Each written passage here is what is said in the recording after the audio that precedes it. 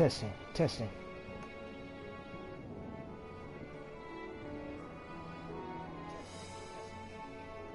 Hello everyone, my name's Ethonra, and welcome back to Final Fantasy XIV Endwalker. I hope I didn't say Shadowbringers last episode, I honestly don't remember. Speaking of last episode, I noticed that I said I couldn't remember the name of that one science area. I thought it was the first or last something. It's the Great Works. Saw it earlier. Speaking of which, it turns out I couldn't teleport to get back here because the freaking Ethernet was down, and when I tried to tune to it, it wouldn't let me, so that was a bit annoying. With that out of the way, this has been up on screen. You've had long enough to read that, and you'll have to bear with me if I play worse than usual because I'm feeling a bit sleepy, but I dare not take a break.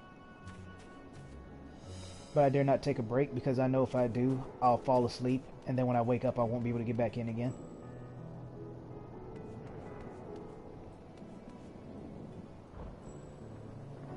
I almost thought that was his kid until I realized that is a grown here. See what I meant about the... I don't think I ever got into it, but just how different the Aura males are, just how tall they can be. I don't think they're as tall as Elzins, but I mean, they might be taller actually. I'm not really sure, but they're just really tall compared to their female counterparts. Okay, so yeah, I'm feeling a little sleepy, so bear with me if I play worse than usual or it takes me longer to figure out something that should be obvious for me.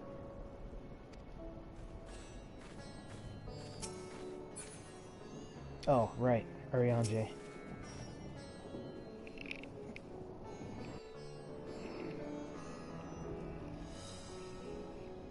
Oh, and my phone is plugged up this time, so won't have to worry about that happening again.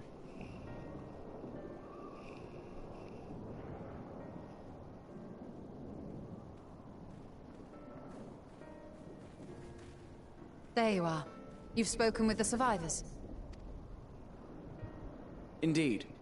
We thought to share what we have gleaned, that we might together gain a greater understanding of present circumstances.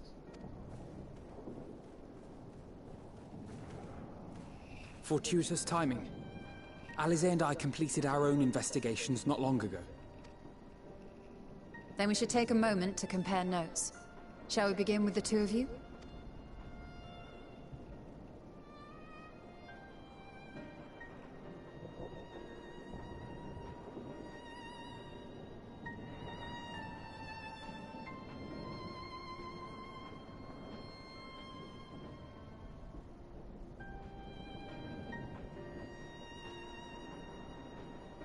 So the merchant Karzal was gravely concerned about his business in the days preceding his untimely end.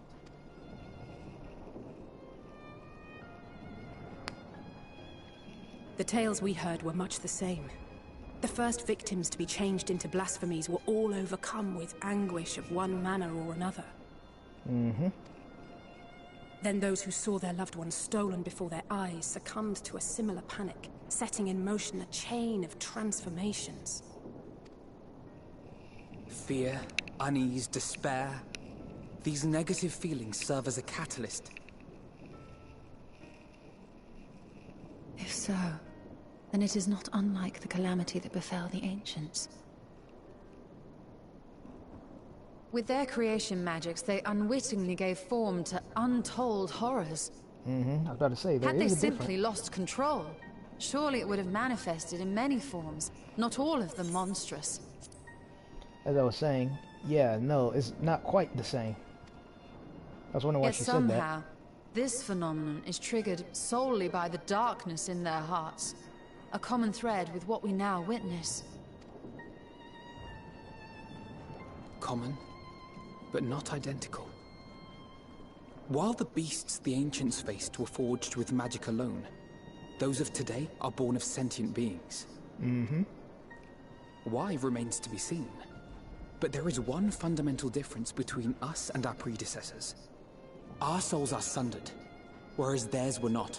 Perhaps that single variable makes all the difference. Then Zio should be a very special case. If I may, there was another detail that troubled me. We have it on good authority that Karzal's transformation took place before the skies began to burn. What? If that's true, then the situation's more dire than we realized. It means even if there's no ominous sign presaging the final days, anyone, anywhere, has the potential to become a beast. Even in lands we thought safe, even as we speak.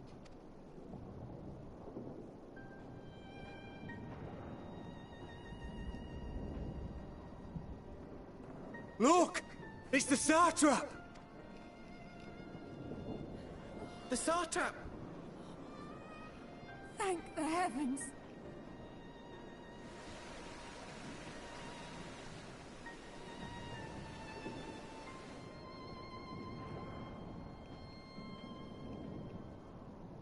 My countrymen, I am relieved and heartened to see you strong and safe.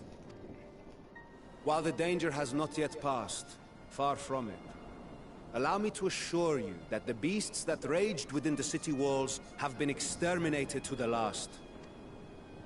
Outside this sanctuary, the brave men and women of the Radiant Host and our dragon ally continue to battle our unholy foes. I pray these tidings put your minds at ease and help you calm your hearts. Have faith that we shall soon conquer this terrible trial. Your Excellency, is there any word from Palaka's stand? My grandson was bound for there yesterday, and I worry for his life.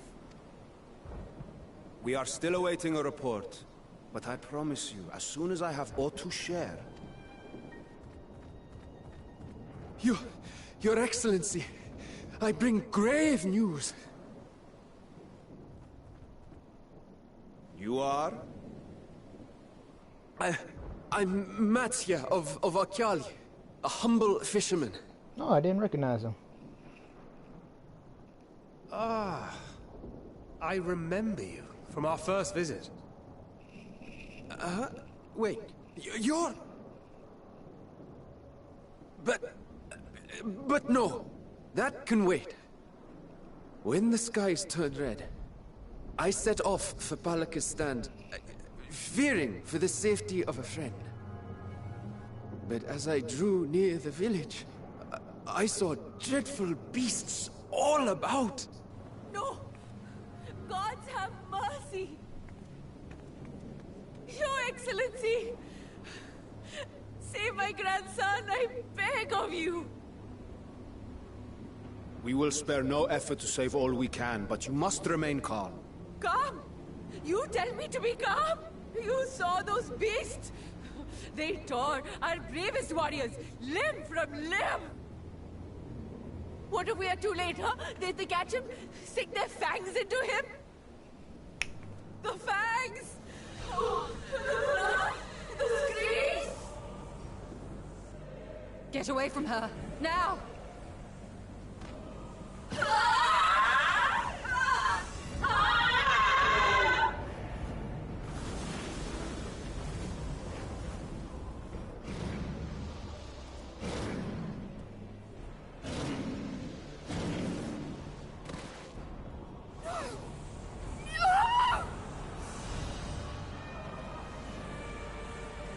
I knew she was gonna be trouble.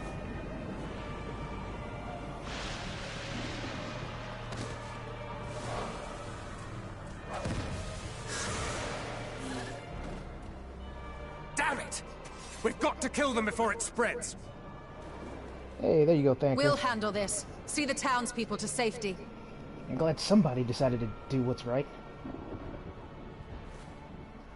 Obviously. Run as fast as you can!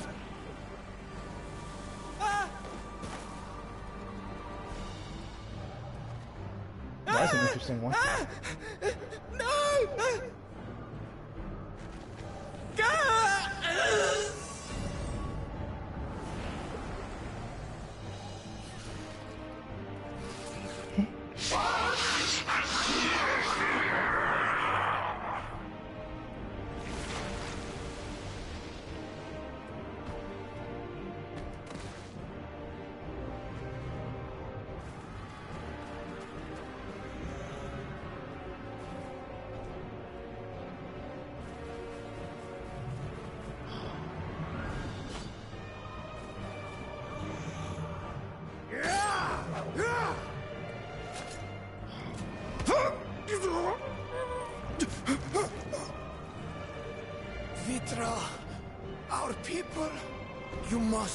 Save them.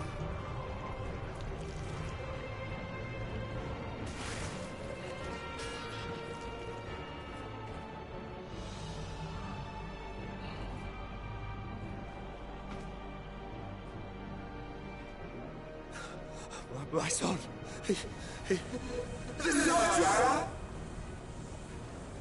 Enough. You must run. For their sake and your own.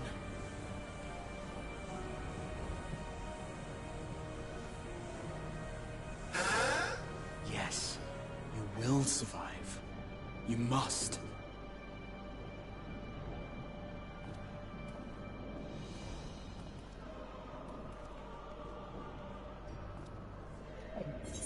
I guess it'd be a bad time to point out how it's his fault they both died. All he had to do was pick up his son and run again. He had time. The giant monster was slow as hell.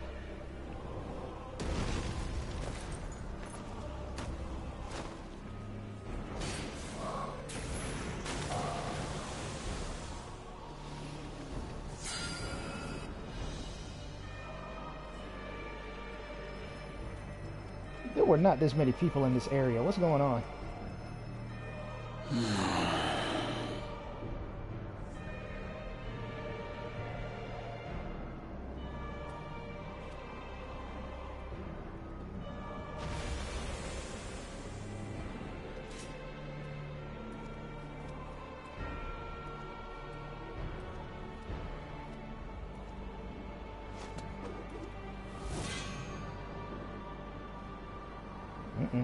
Be strong, my friends!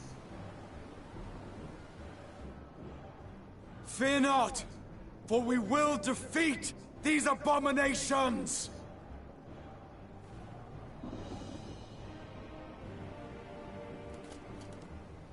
Brave men and women of the Radiant Host, lend your Stola and Thancred your aid. Let not a single beast escape.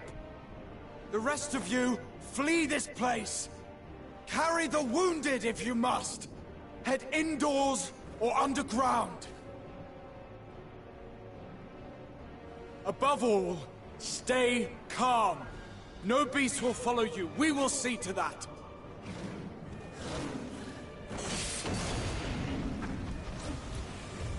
Alphino! Alice! Leave the city to us, and make for Palaka's stand at once! Matsya, show my friends to the village. I promise you, they're more capable than the host's finest. Right. Go with them, will you? We will save these people. As many as we can.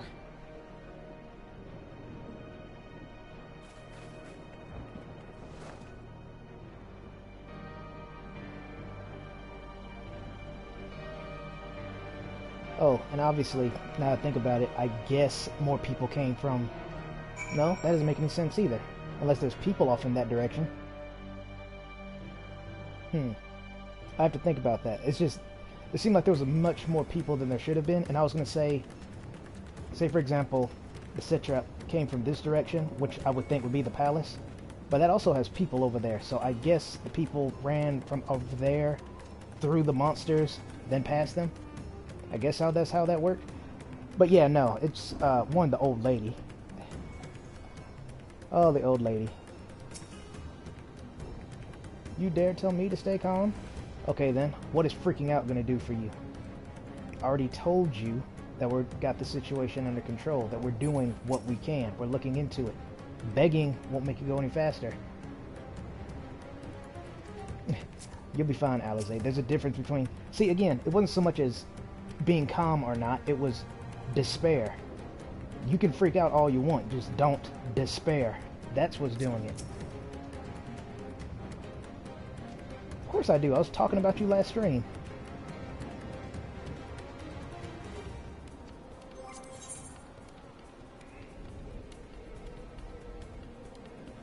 Okay, gonna try to put it like right there, so...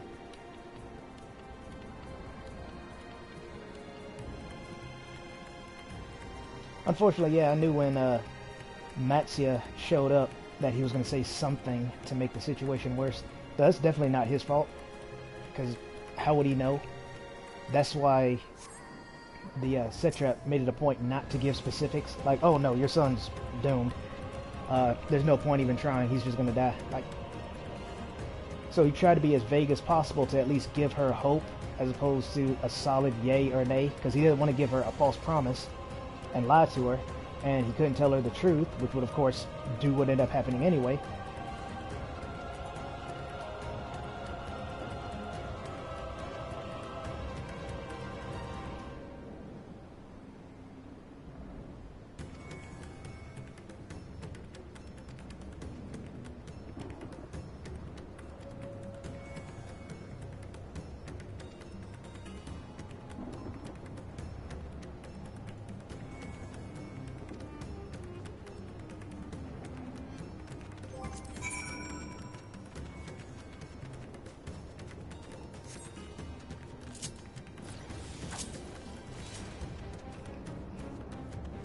Oh, and then don't get me started on the father. Like, I know when you're in moments of peril and whatever, that time kind of slows down. That would probably be a valid point if that is what actually happened. That's not what happened. That mofo was just slow. And so instead of getting his son back up and encouraging him to keep running, he just stood there. And then the boy wasn't much better. The classic horror movie white girl trip, as they call it. Where they're running away from some Michael Myers, Jason Voorhees, Freddy Krueger-like entity in the woods, and they trip. Though, given how much of a stereotype that is, they also could be just running on marble floor and still manage to fall. Heck, it could be carpet, still fall. But regardless of that, yeah, he did the exact horror trope of that, where he fell and just sat there, freaking out, instead of, oh, I fell. I didn't sprain my ankle. I didn't break my leg. I just fell. Let me just turn back around and get the hell up and run. But, you know, for the sake of drama and all. I remember reading somewhere how the story gets kind of dark. I guess so. I mean, the old lady's transformation was nowhere near as actual horrific as that one poor girl, can't remember her name, starts with a T, Telsa, something like that. The one that was taking care of the Aura child, the one that Alice also eventually took care of, you know, that area. Yeah, watching her transform looked actually painful, like physically painful. And apparently this transformation is painful too, but nowhere near as painful as it looked like to be transformed into a Sin Eater. And you would think by now they'd kind of shy away from the blood, or rather reverse that, stop shying away. Because lately, they have been showing more and more dark themes, as they would say. Like, you know, I didn't expect the transformed child to get stepped on. Wasn't expecting that, but, It's just, if it was a zombie apocalypse, I'm the type of person who will not die for someone who's already dead. Like, if someone I knew and cared about was zombified, I'm not gonna freak out and then go and hug them. Or they get bit by a zombie and I know they're going to turn, and then I just hold them in my arms until they resurrect and then bite me in the neck. I'm not going to do that. So with that being said, the boy getting stepped on doesn't bother me, because as far as I'm concerned, it's not a child anymore. It's a monster.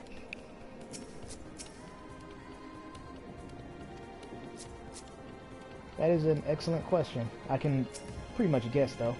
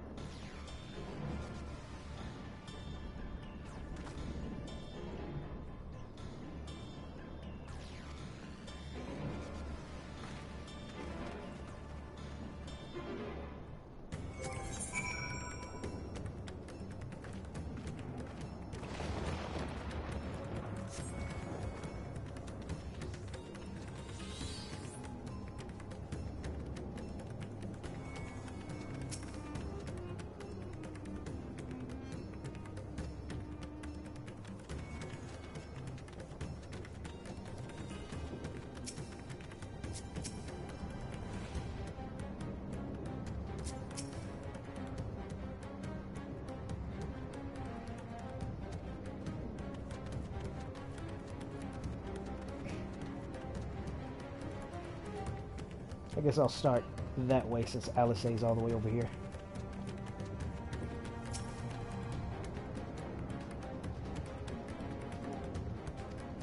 You got it.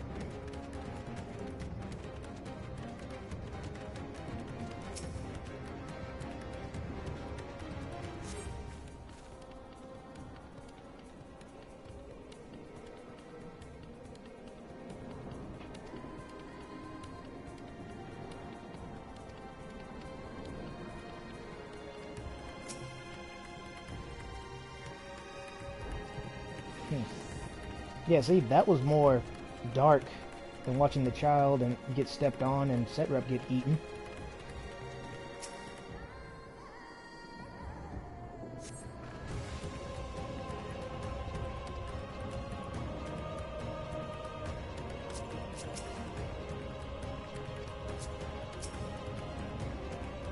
Horizontal here, really?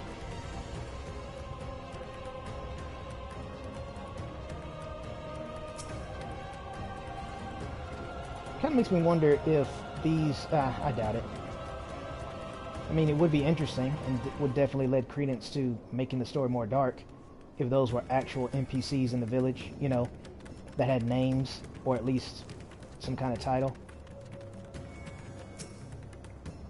Hey, don't you freak out on me.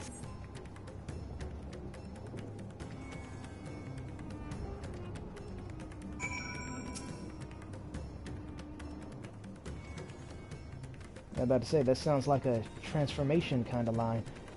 Obviously, or I say obviously, I don't know why. Actually, yes I do, because again, it's too graphic. But again, realistically, Zio, and especially Thancred, and probably Y'shtola if she was, you know, fast on the draw, could have prevented that old lady from transforming. They would have to kill her while she was still human, but think of how many people they would have saved in doing that. But of course that brings up a conundrum of, you know, making us look like the bad guys, despite the fact that we saved all their lives. But I digress. I don't see it too big of a morality issue though.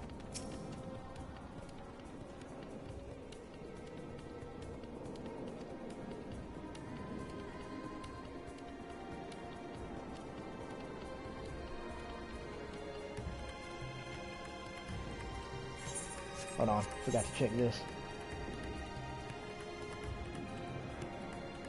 Alright.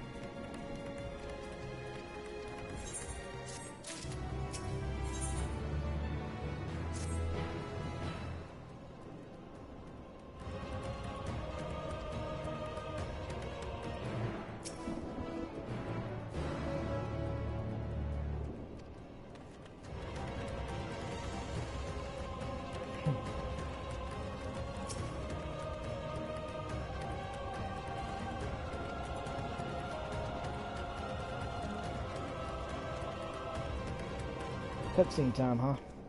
Let's see if you're about to prove that I was right about you being important.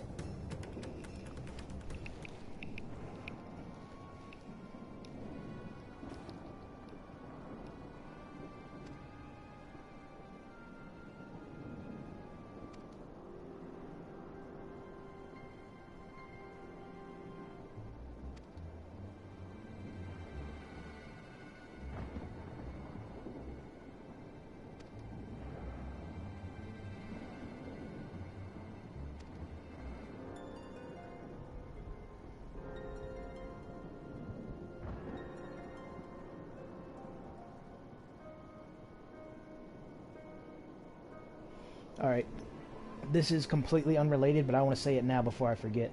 They keep calling them beasts, which is fair enough, but I can't help but think of, you know, the Bloodborne-esque weapons I've been pointing out up until this point. That's all I'm going to say about that. Oh, and let's not forget, one more thing, let's not forget the method of transformation, while obviously different than those of Bloodborne, still, the Scourge spreads.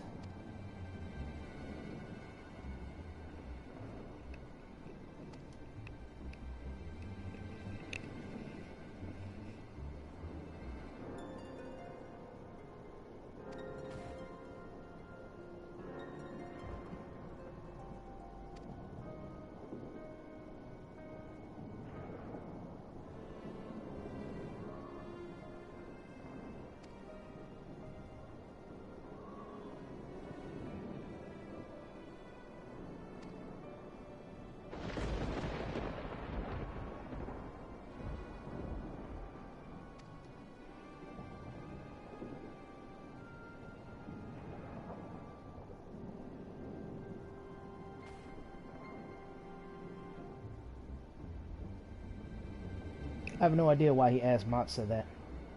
I have no idea why.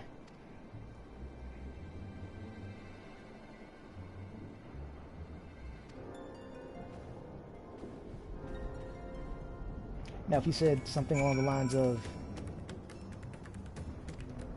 if he said something more along the lines of, you know, can you help them, or can you do something to help them, as opposed to you have to help them, because that implies you yourself has to do it, as opposed to can you find a way to help them, or whatever I said earlier. It's like I said, I'm kind of sleepy, so I'm not really paying attention to too much what I'm saying, but what I'm trying to say here is the way the elder said it made it sound like he expects Matza, whatever, to help and do it himself, as opposed to Matza, you are in fact just a fisherman, we both know this, but surely there are people you know that could help us. Or go fetch the royal host, do something. I'm too injured to move, you do it. That kind of situation, as opposed to you, the fisherman, go and fight the freaking super monsters at full health.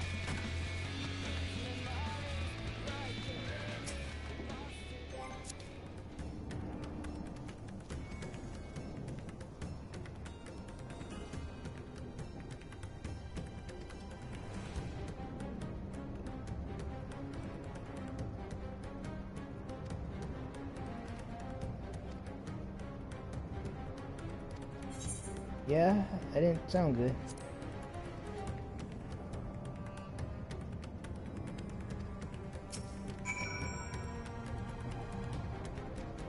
It's okay, I'm on it.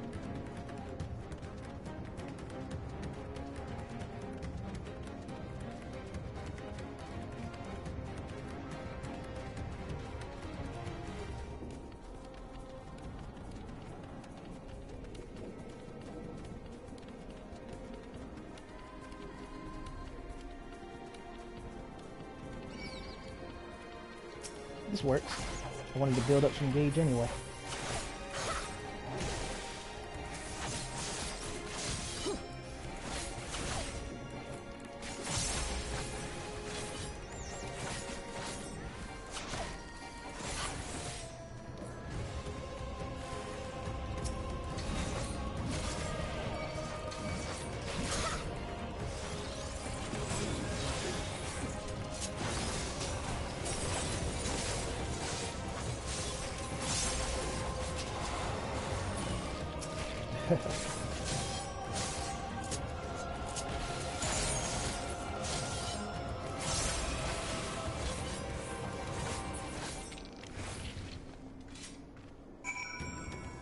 You know exactly why.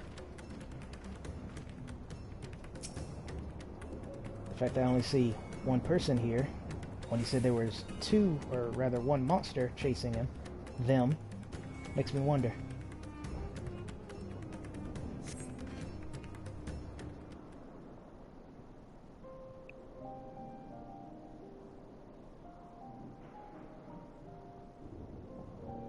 Yeah, I thought so.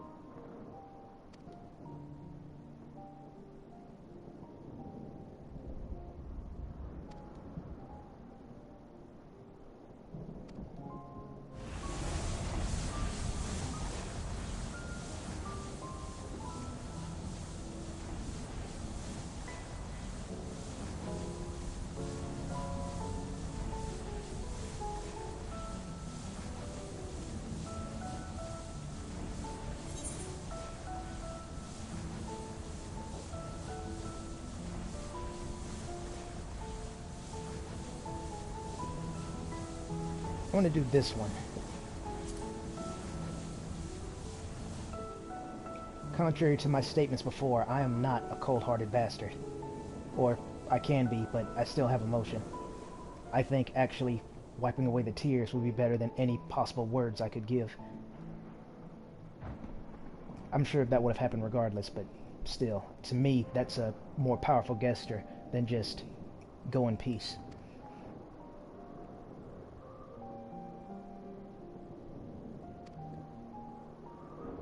Actually, maybe the words also would have been good, depending on what you say, like, everything's gonna be alright, I will save your wife and child, you may go in peace, along those lines.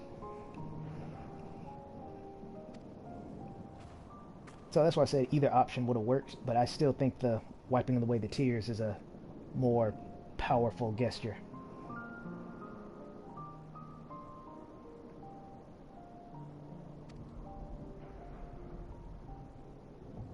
Oh wow, that was bright.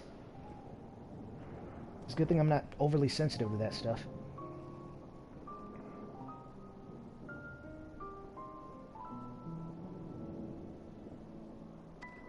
Oh, definitely. That was kind of interesting, though, because he is on the verge... Well, he's dead now, but he was at that moment... Sure, why not? He was at that moment on the verge of death. But he was still about to transform anyway. So... I mean, it's not as deep as I thought it was. For a split second there, I thought he was actually going to die, and then his corpse would have transformed into a beast. But no, it seems like you still do, in fact, need to be alive. After all, only the living can feel despair.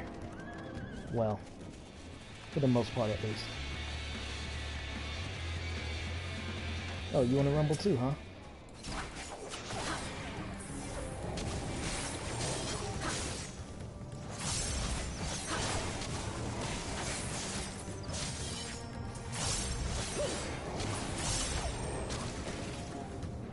Stop wasting my time.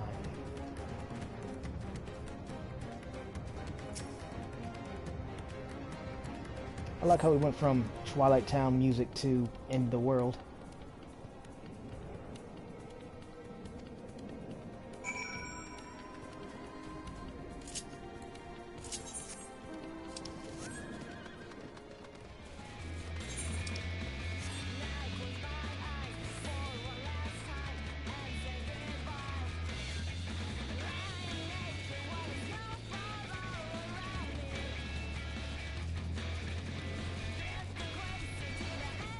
Yeah, I knew that was about to happen. Let me get to a safer spot. I'd rather not fight two of these things.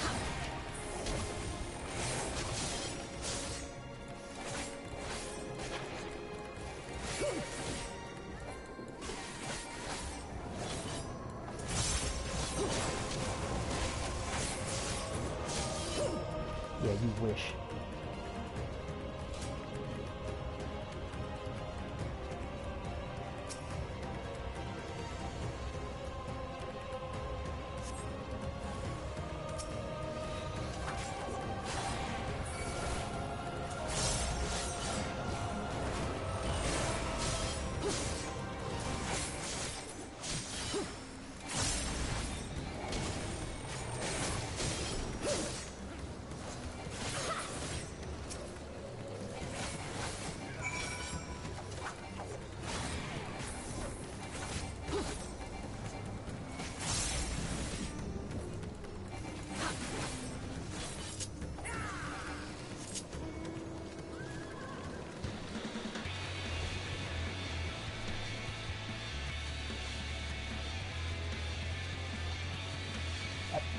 I decided to do that since he bothered to, I'll go and fight both of these things, I don't mind. Oh, never mind, there's nothing here.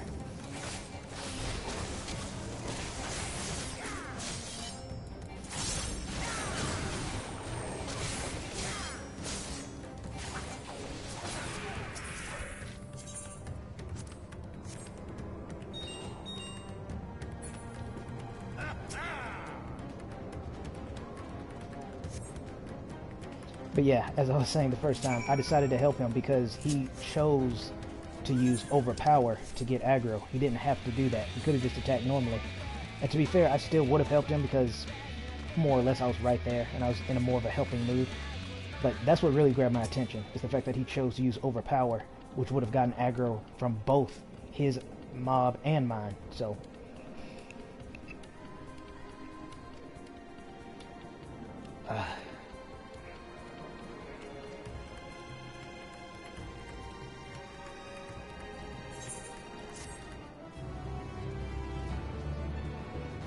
hey, keep it together, Matza. I don't want to put you in the ground too. Zio might have some reservations about that, but not me. Not if you become a threat to everyone else.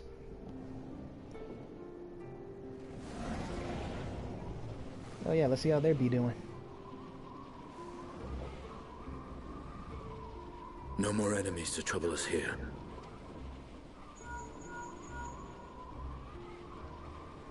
It's me. How fare you below?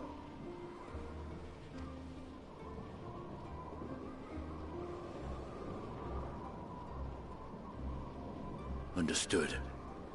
I will inform Vritra. Chaos and panic sweep Raz-Zethan, and many more have succumbed to the transformations. Amidst the fray, Ahawan fell, protecting a grief-stricken father.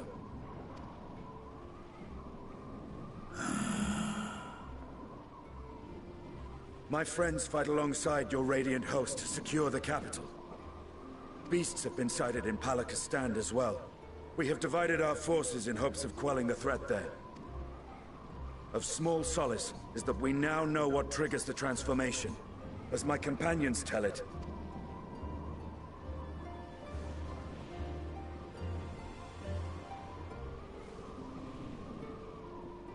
so it is the very fear and despair in their hearts which inflict this abhorrent punishment upon them. Yeah, we already know that. I don't know why I bothered to cut it out, like Estinian said something profound there. Or who knows, maybe he did, in his own way. I don't know why they would do that, though. A nightmare from which my children will never awake. O capricious and cruel fate, they are undeserving of such condemnation. will you wallow in sorrow or rise to the occasion? I told you, man, that's why people love Estinian. He is blunt, straight to the point. Not as much of a cold-hearted bastard as myself, but still, he's pretty blunt. Raz-Zethan is leaderless.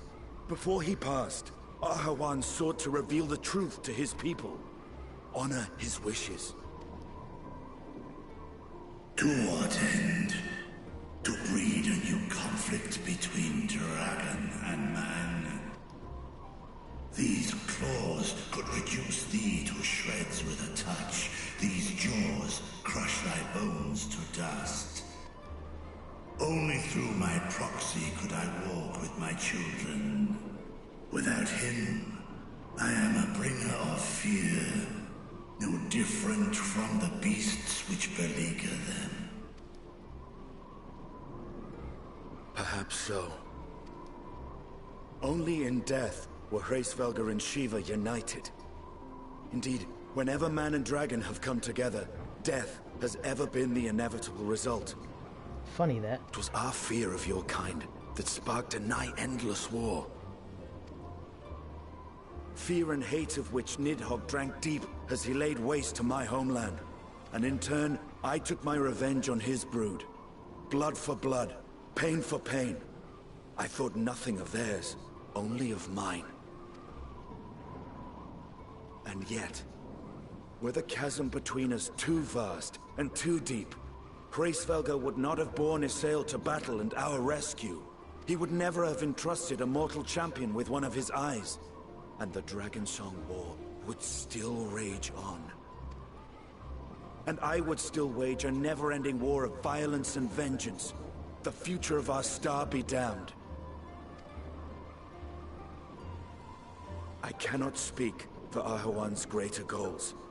Yet I know that he served you, served your people, long and true. In this time of unprecedented crisis, he turned to you. You could do worse than to place your trust in him. It will not be easy, but the future of Raz-Zethan hangs in the balance.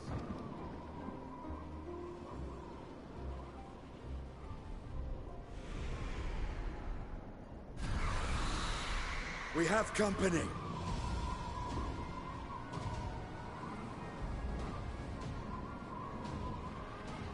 I am ready.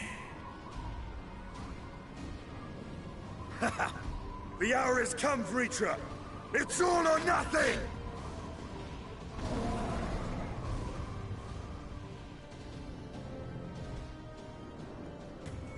See what happens when you use the right words to prick someone in their heart as opposed to just pat them on the back?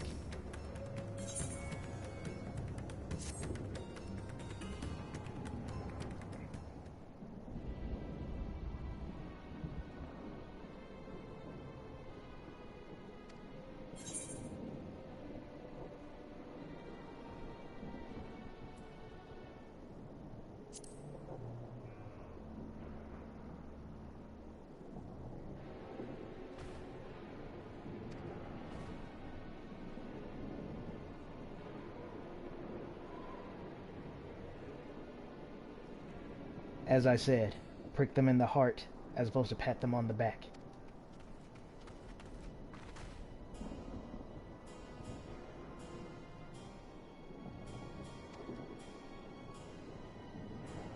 Kinda.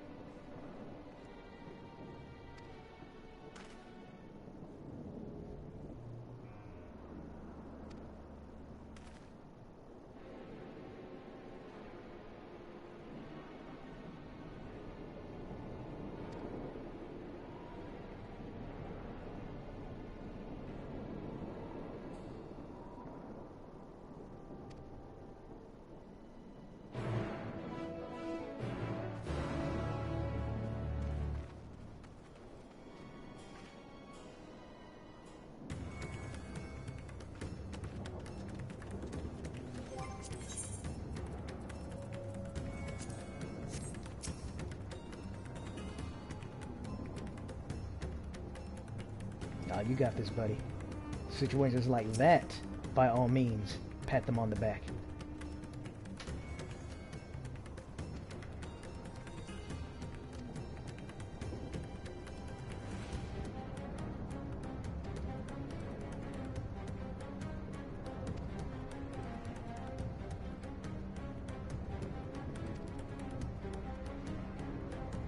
Okay, I'm glad he added "and their spirits high," because that tells me, hopefully, that Alphino or Alice actually told him, hey, this triggers the transformation, the possessive transformation, if you will. So make sure people don't do etc. So I'm hoping that's what that last part means.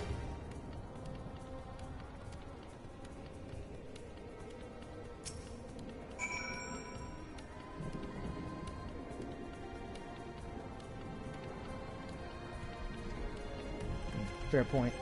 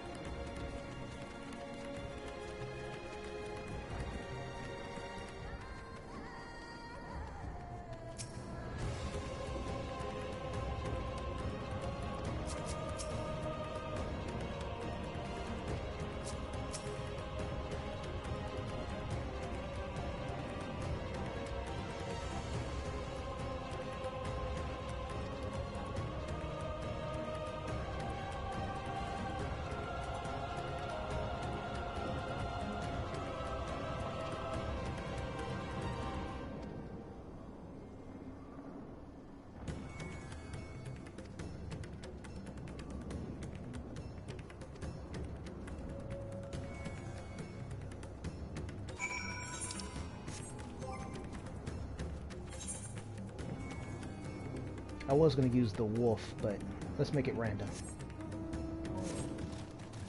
That's kind of appropriate.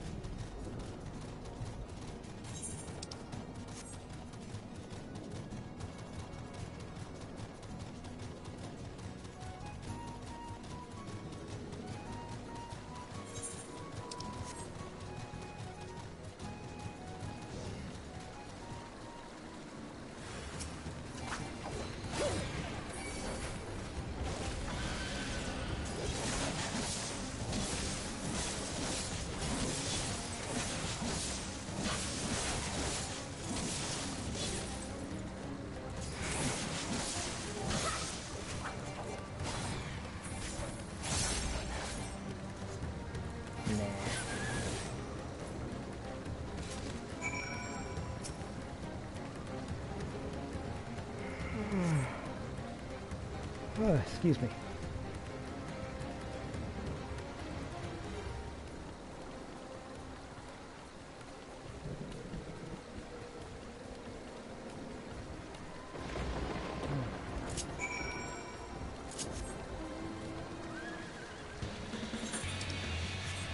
So much for random.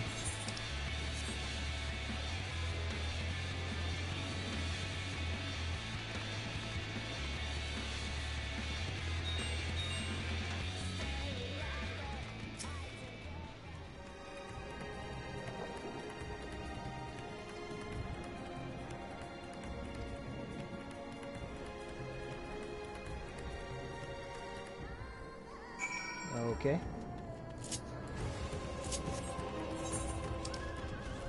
Let's start here first. Just, you know, common sense. I'm glad they show that too on the map. That is up or down. That's really convenient.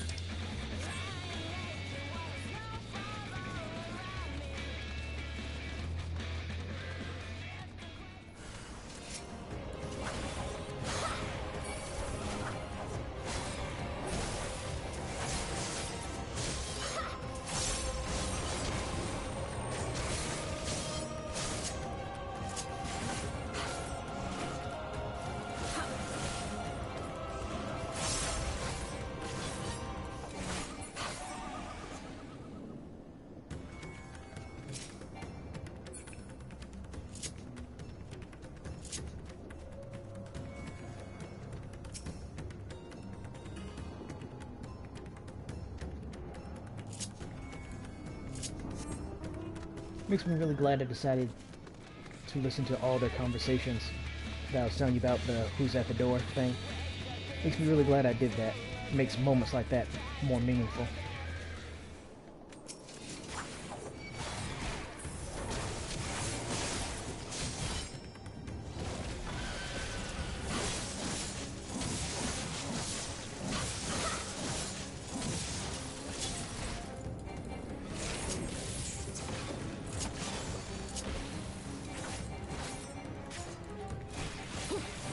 They're like the treants. Once they start their cast, they keep trying to spam it.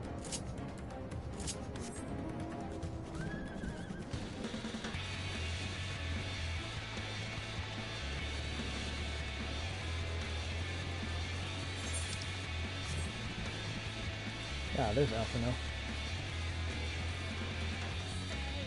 And Matsta. Oh no, that's not Matsta. Looks like it would be him.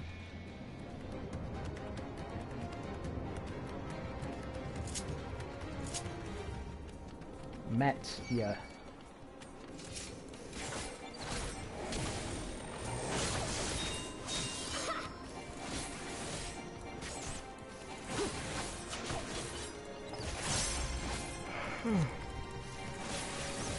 Oh, yeah.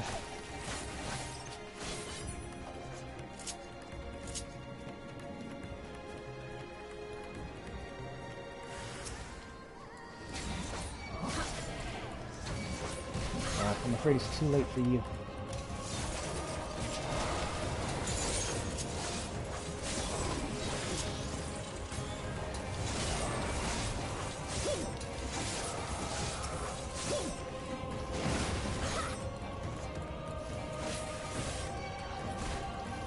I already told you, too late.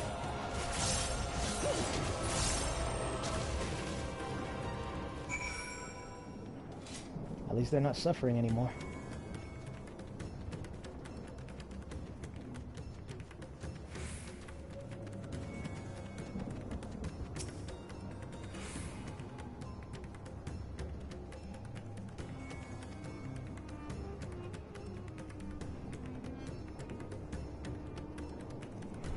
I'm sorry yet again if you heard that.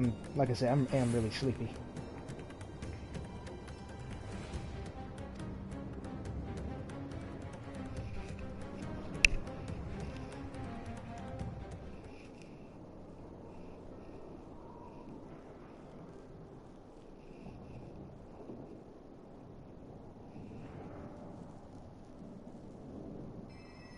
Courage, friend.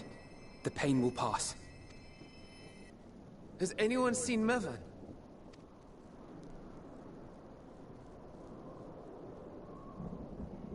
could she be?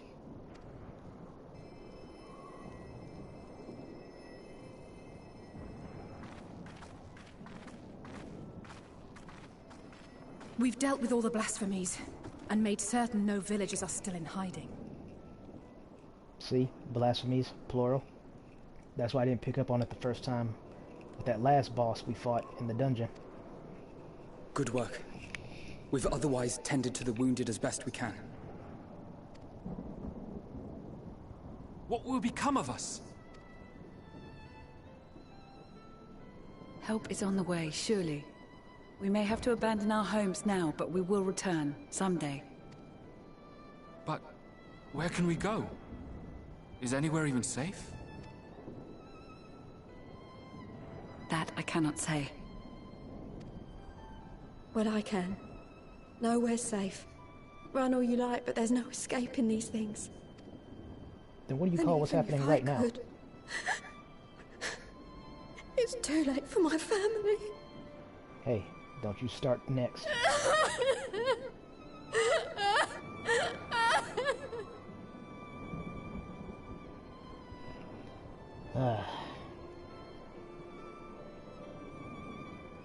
This isn't good. The more they dwell on the tragedy, the more likely we are to lose them too. Exactly.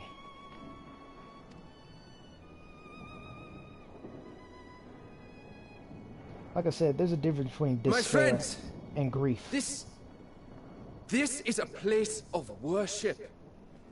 There you go. Matsya. Should your heart quake with sadness, cast your mind to the heavens and remember. Remember the teachings of the old gods. Did they not implore us to stand fast when waves of sorrow break against our shores?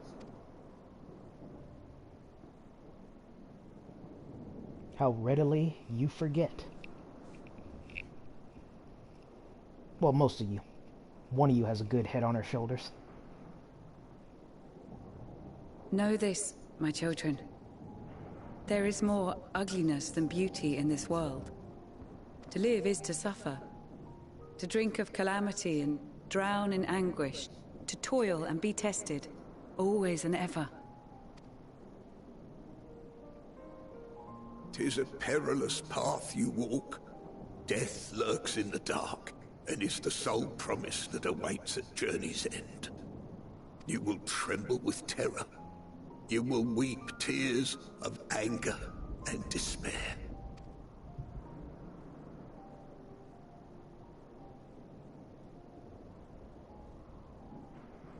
But do not avert your eyes. See your life for what it is. Then will you see how the hardships make you strong. My man.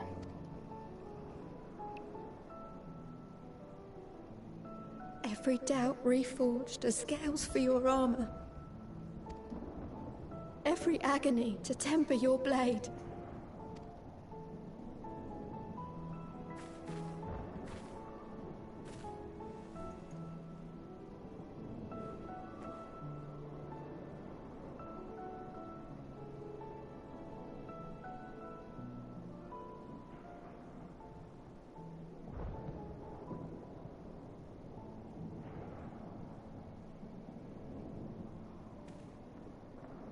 Thank you, lad. We'd almost forgotten who we are. Yeah, how readily you all forget. Most of you. Only like 2 of you actually did alright.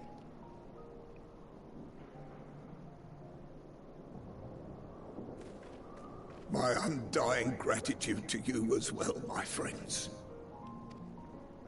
You were searching for Mevon, no? We must return home. I pray you help the boy find his friend. Gladly. We dispatched what beasts we could, but the roads are still dangerous. Stay together and go in safety.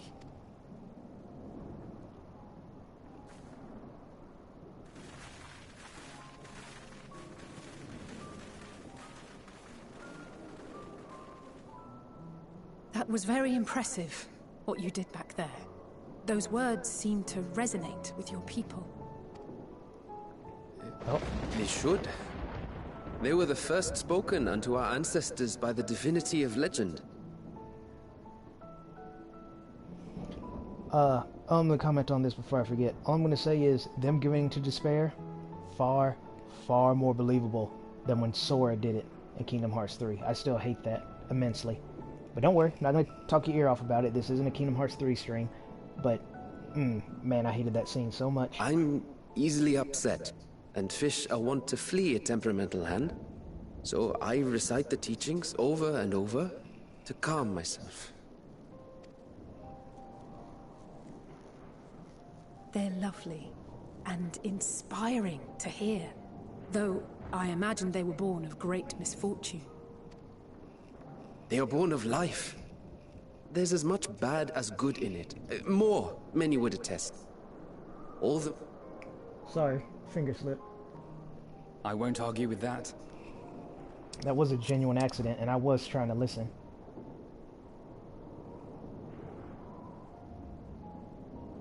Yeah, as that one Alamegan said, it's the small things in life that make life worth living, isn't it?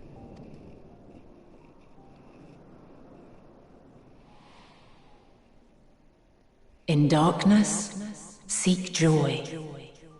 Surrender not to sadness, and see beyond despair. Walk free, and bear the light for others to follow.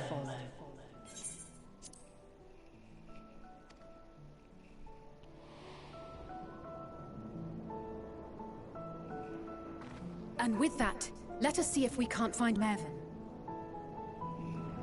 Yep, keep up the momentum. Did you see? That beast was chasing someone.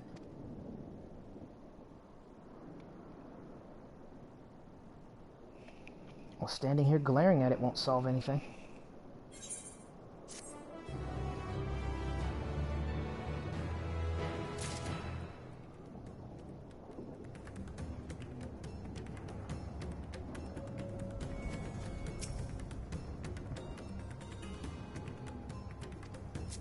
Maybe.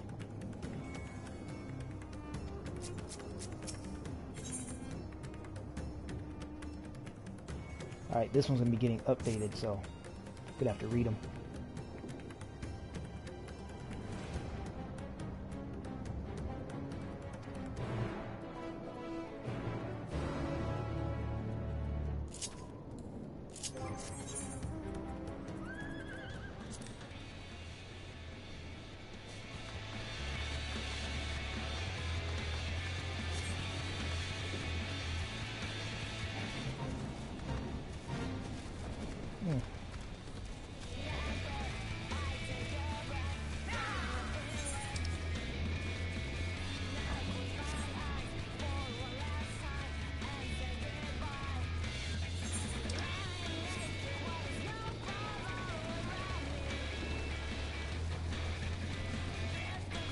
I thought I was going to be spotted by that alligator back there because I noticed the creatures around here seem to have really good eyesight.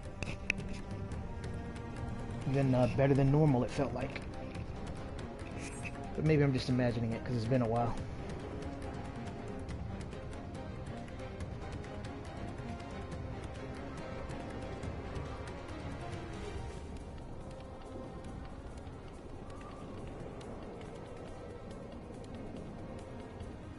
Oh, look at that, we found him.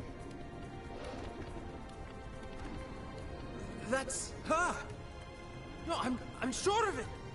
Mervyn! Don't! Please!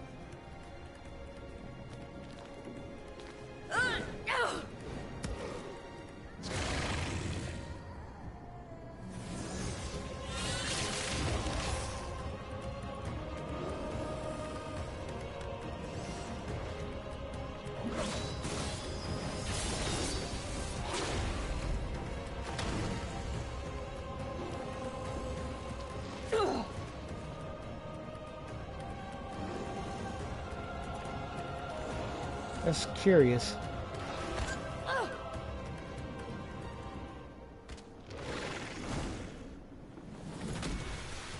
No! God have mercy! Very curious.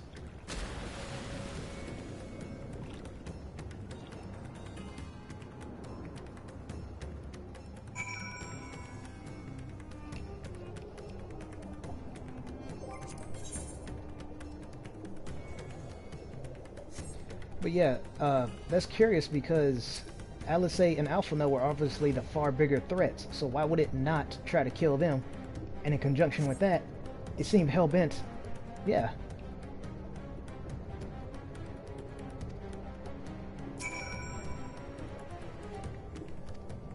Okay, I would love to know how if she didn't make it. Man, it's been a while since I've had to actually swim. I forgot the controls. But yeah, why, not so much as why was it also so hell-bent on killing her, but why did it just... Baby's still underwater. Well, probably dead now.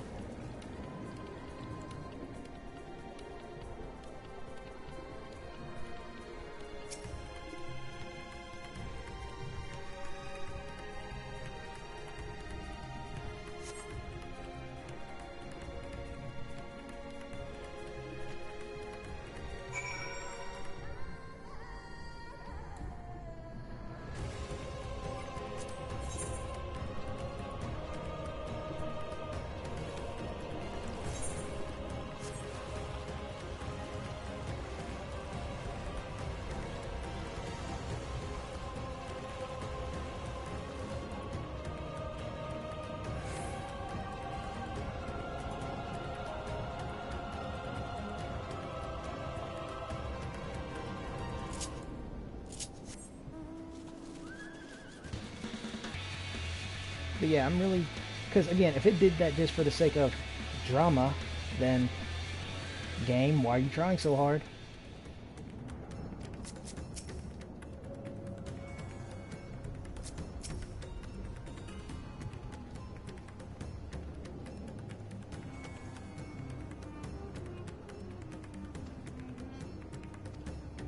I wonder if the baby was in the inventory. I didn't think to check.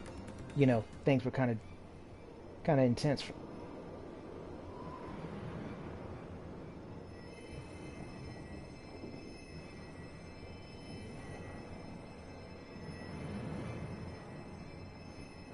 She's so cold, Ethonra. The child is alert, and I see no wounds, and yet... she grows weaker. My spells can do no more. What she needs is a change of clothes and a warm bed. We must hurry back.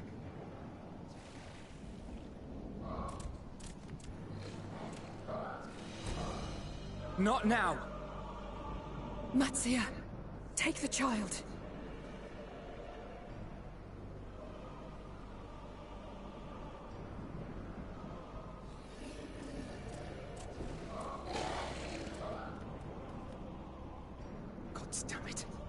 It appears we've made enough noise to be heard for miles around. More will be upon us ere long. But how? Splashing water? We make our stand here. Mattia, can you take her back to the village? But... the child... all by myself? You can't be serious! The beasts will follow you home unless we stop them here. And so we shall. Be strong, Matsia. Her life is in your hands. Matsia. Got it. Right. I can do it. I was literally just about to say you can do this. I know you can. We'll keep them busy, Matsia. Go! Quickly! I would have had time to say it, but the game wisely is not allowing me to talk.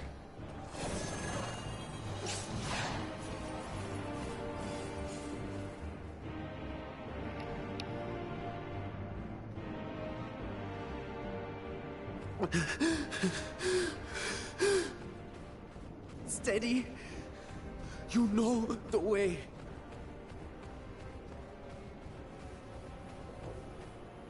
No. No! Not you too.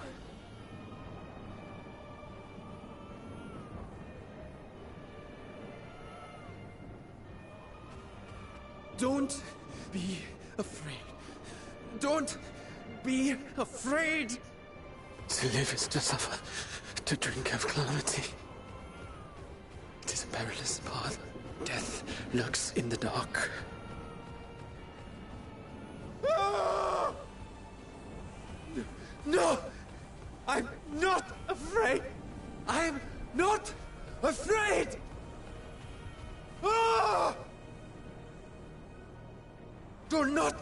Avert your eyes. See your life for what it is.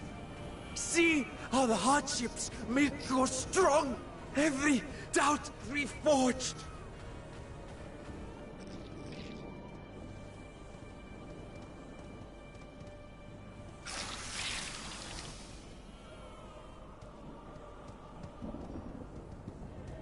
Every agony.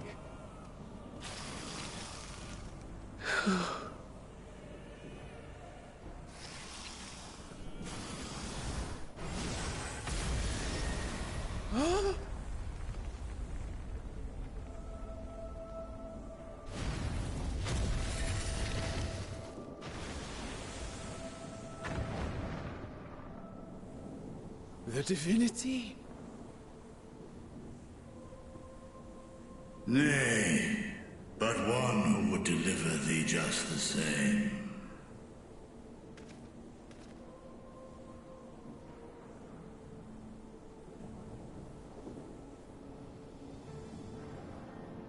Please.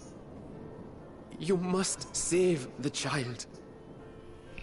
She is all that remains of Mevan and Grasef. Please.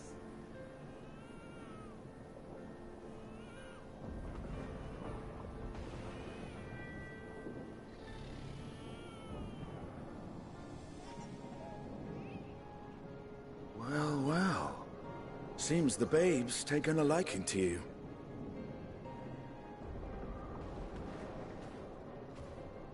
Thou art strong, little one.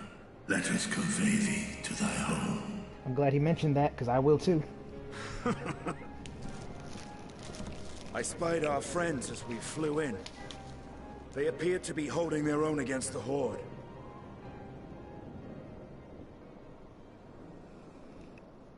I was gonna say, I find it humorous. That's that.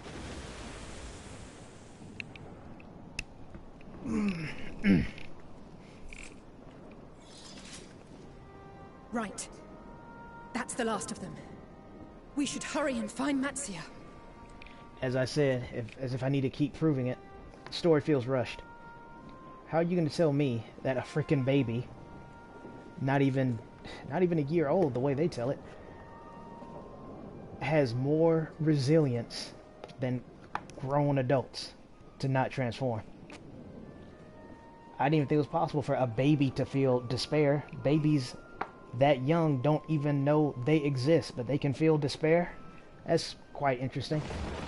It does answer the question of why did it not go for Alice, not the baby, but you know, the monster. Why did it go for Alice, or didn't go for Alice and Alphino, but kept attacking the mother and the baby? And why did it chuck them into the water instead of just squishing them in its hands? Drama. That's the long and short of it. More drama. Kind of the curse when you start to think of things more critically. You notice things that some people overlook. Yeah, we'll obviously say this one. What, like divine aid? Something like that. Also, let me comment on that, because I nearly forgot. Anyway, the dragon, he was afraid people would think he was a, monster, like the other things that were attacking them. Excuse me. But that being the case, immediately, when he was saved by Estinian and himself, I already forgot how to pronounce his name, Matsia, he didn't go, oh no, a monster, or why did a monster save me? The first words out of his mouth were, are you a god? The scales come from you, don't they? Are you divine? Nah, but I'm close enough. So what were you freaking out about, dragon? A fine battle it must have been. Shame I missed it. You had babysitting. It was you who came to Matsia's aid. I was only along for the ride. Vritra was the one who saw the boy was in need. The two are headed back to the village. Where the worm will honor Ahiwan's wishes and finally reveal himself to his people. Now, this would actually be a good part of the story versus all the drama that just happened, because Ahawan, I think that's how you just pronounce his name. I'm probably going to get it wrong every time from there, but like Alpha Note just said, that's what he wanted Vitra to do. And in order to make the moments more impactful, Ahawan had to die. I am not a fan of how he died at all. The man deserved a hero's death. Not whatever that was. That was not a hero's death. It wasn't. It was 100% preventable. 200% if you count the fault of the 2 people that caused it. Maybe even 300 if you count Graham. So, no, that was not a hero's death. But regardless, he had to die. So, bring that to where we are right now, and how he ended up saving the little baby and Matsuya. Again, that was done for drama more than anything. At least it more or less coalesces into a coherent story, is what I'm trying to get out here. Because not only does Vithra now get to carry on what Ahawan wanted him to do, he gets to do it firstly to Matsuya and those villagers. So that's pretty poetic. I just hate how we got there. Perhaps so. Will you go and join them? There's something I need to do first. I can imagine. Mervyn gave her life so that her child might live. She deserves better than to be left to drift alone. She deserves to be laid to rest beside her husband at least. Will you help me? Of course.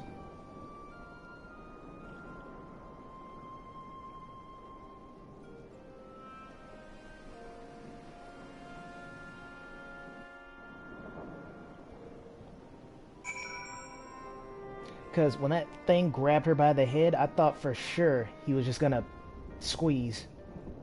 But nope, he did. Funnily enough, I mentioned the Hollywood stereotype of white teenage girl running through anything and then trips over nothing. They did another one. A monster that by all means has the strength to crush them like pretzels decides to just harmlessly throw them into a body of water. Of course, it did end up them nearly dying, but you get what I'm saying. It chose the least lethal method so the story could happen. That's a Hollywood trick.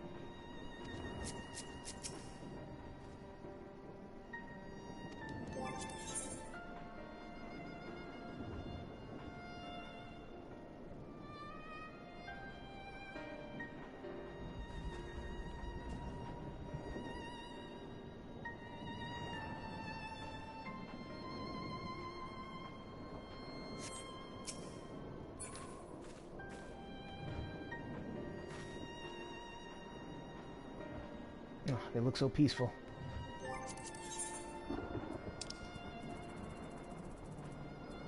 Let's see if I can find it this time.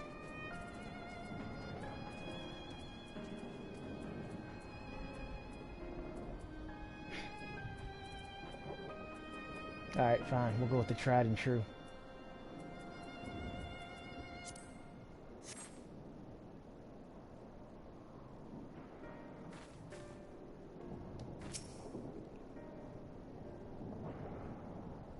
Yeah, see?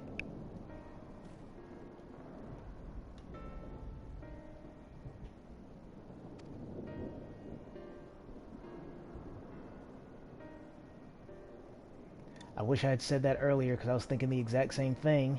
In addition to that, that's also a Bloodborne-esque kind of thing.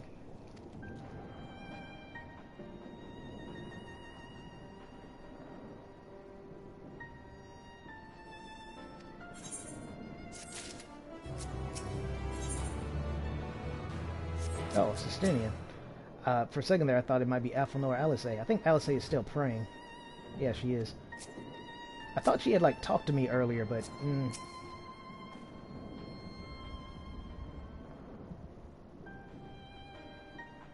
You know, that's also an excellent point because as, well, I, and then later they, found out if you die as a beast, you are gone for good. You are not... You can't come back. You're gone. Just gone forever. At least this way, they return to the Ethereal Sea, aka the Life Stream, which they did call it that in Final Fantasy XIV. I don't remember when, but they did call it the Life Stream before. So they can come back as different people someday, but at least they got that going for them.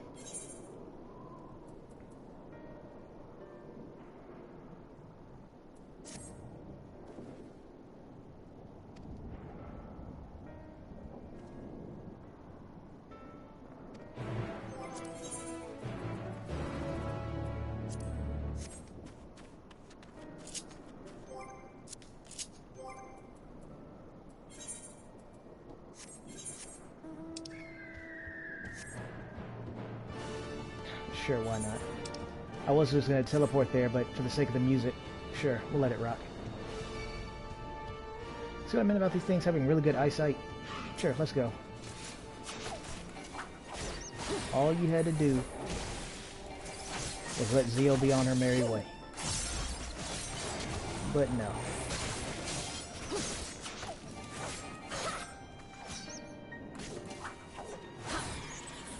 Right in the snout. That'll teach you.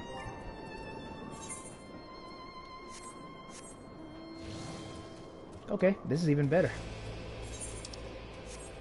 Funnily enough, Valtteri's theme song, like I mentioned before, is called Insanity.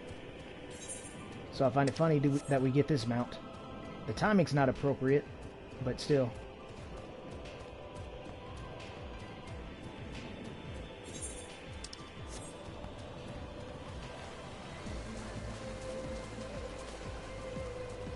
I think some of these things might have like eyes in the back of their head or something, because I know some of the ads in this game do that, where I'm not even talking about the ones in the dungeons that can see you no matter what, unless you're invisible. But regardless of that, some of them, even if you run by them, it'll still aggro them. Allegedly it's because they can hear you, and I don't think there's any rhyme or reason to it.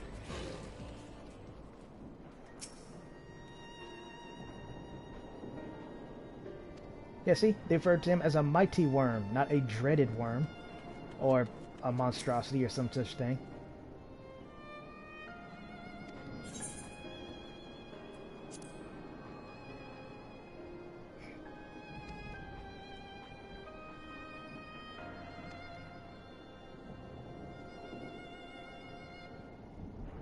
Yeah, about that. I was trying to look at the sky.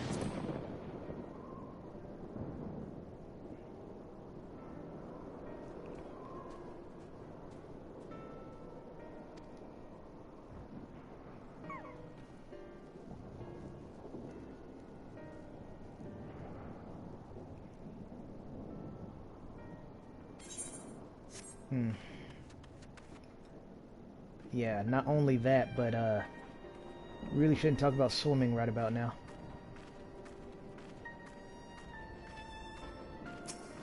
Wow, the wound looks even... Either it's gotten worse since last we saw it, or I just didn't have a good enough angle the last time we saw it, because it looks worse and it looks bigger.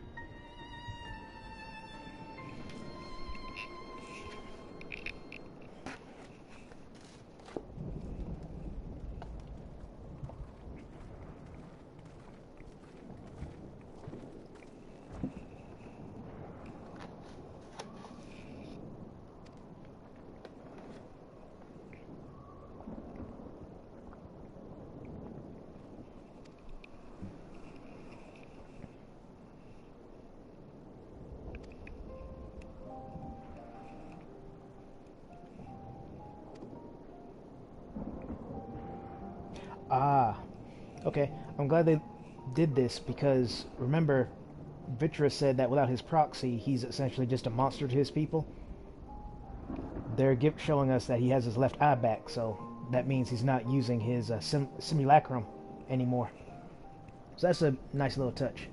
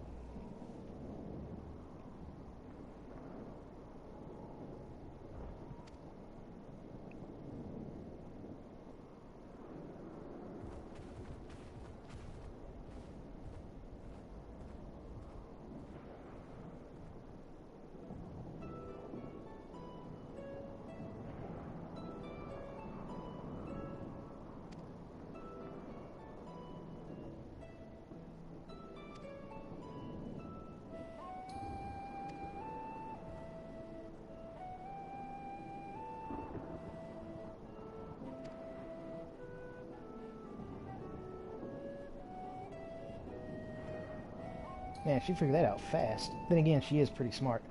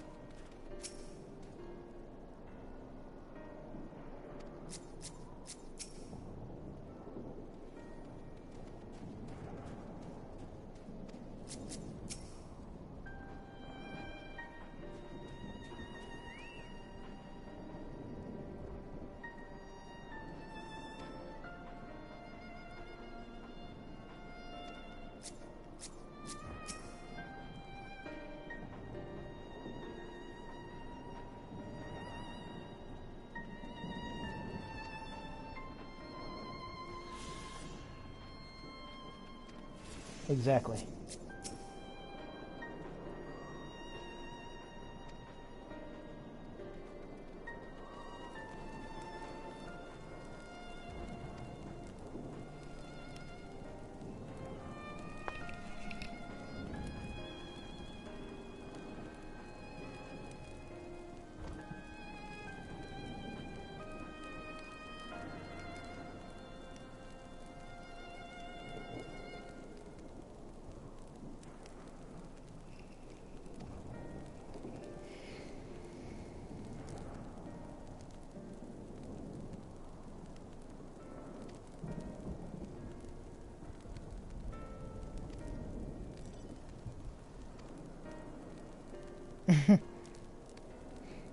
I'm about to say, man, she just said purest of sugar.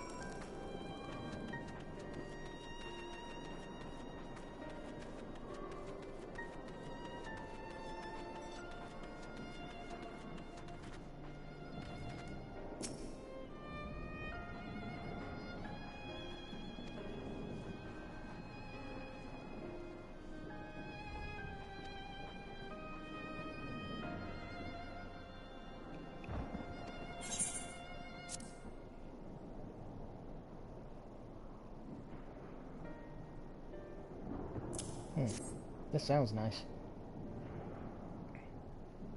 Also, shouldn't they be a little concerned that they have opened bear traps just sitting on top of these boxes? You imagine not being tall enough to see what's up there, so you put your hand up there and then...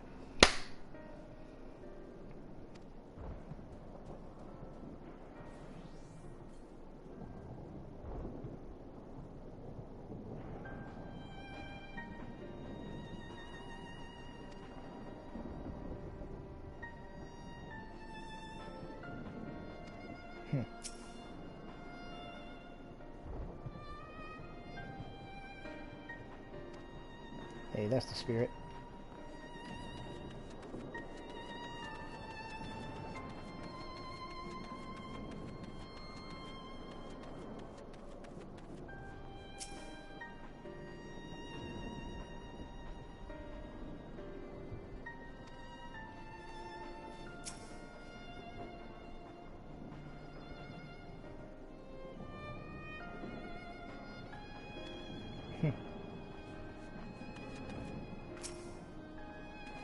Well, you're definitely more useful than another old woman I used to know. Yeah, it's almost like it doesn't matter. Like I said, or something along the lines of like I said, no one particularly likes to be left in the dark, but if you're doing something for the good of all that you yourself cannot debate since you were one of those people who enjoyed the good despite the secret, do you really have the right to bitch and moan about it? I'm sorry. Like I said, I'm really sleepy and I guess I'm just grumpy or something, because I'm normally not like this. I am having fun, but I don't know. A lot of stuff going on is just rubbing me the wrong way, I guess.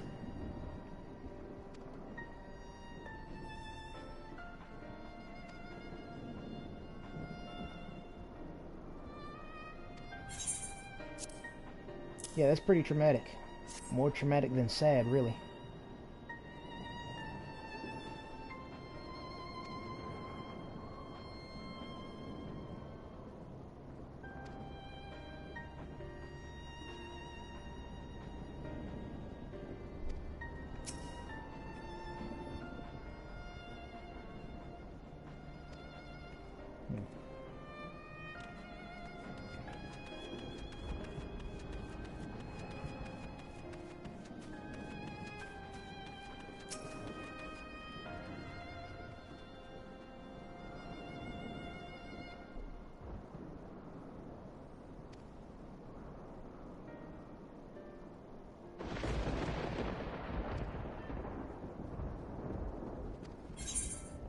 Well, for the time being, yes, but have a cup of tea instead.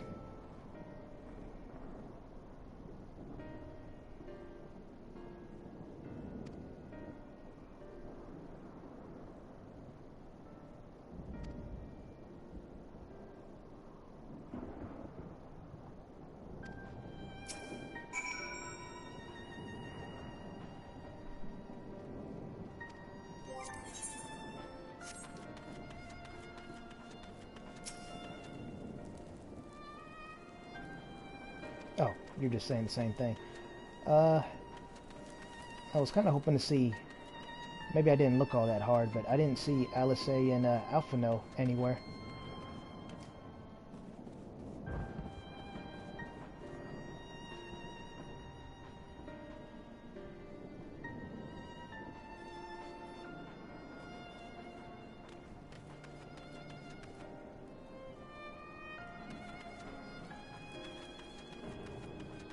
I was just about to say, I was like, wait a minute. Wait a minute.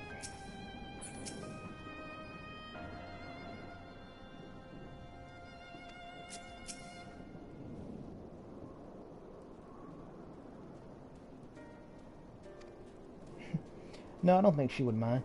But okay, so that solves the mystery of where you are. Where's Alphino? Yep, that's what I thought. Because I saw for a second there, I thought it was like a two-story house, and he was like up here. But apparently, yes, that's the spirit.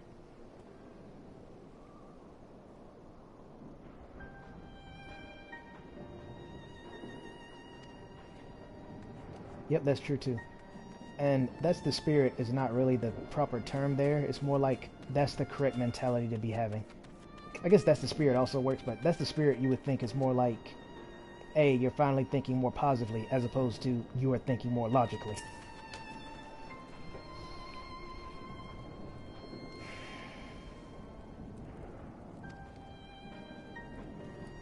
Yep, just like you first thought. Or thought, rather.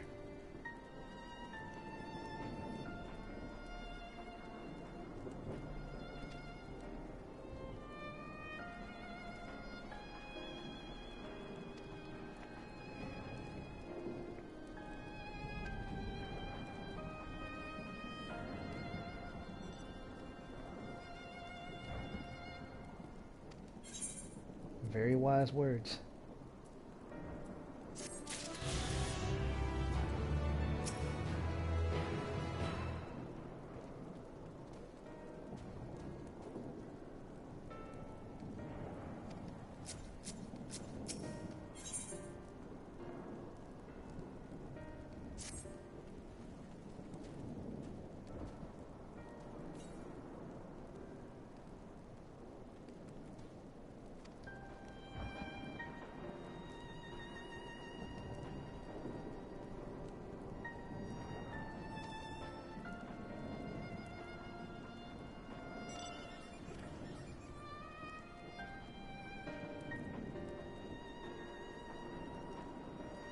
Hey, you know what they say, it takes a village to raise a child.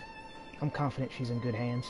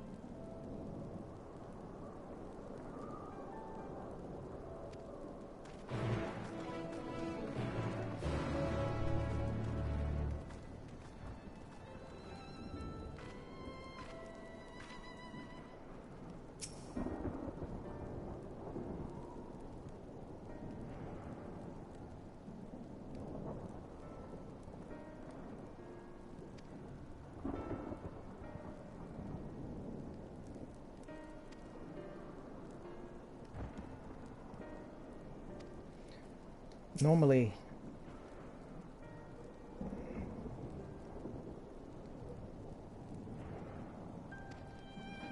I don't want to take his moment away from him, but I'm going to willingly choose to be biased here and let that go.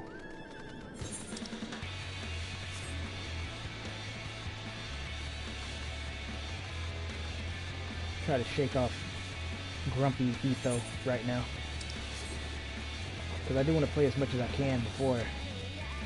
And the thing is, in addition to being, you know, sleepy, I'm also obviously somewhat frustrated and agitated because I can't stop. If I stop, I'm not getting back in, so I have to keep playing. And even if it's something I enjoy, I do not, well, let me back that up because that's a contradiction. Even if I'll help you out.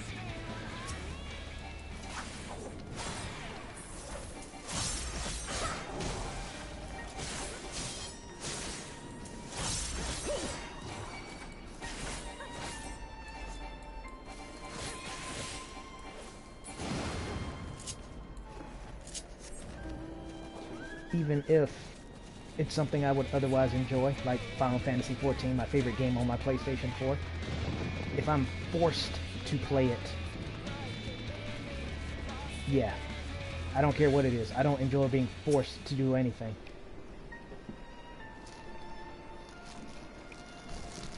Because if I'm forced to do it, then that takes out the ability to choose, which makes it less fun.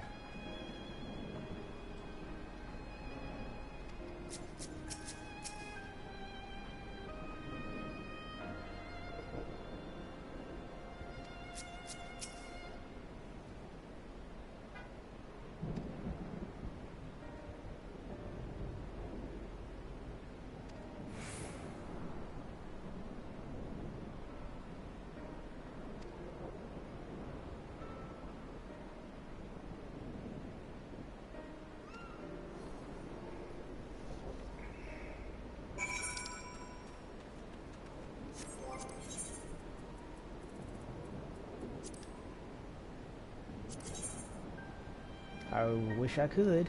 Freaking game.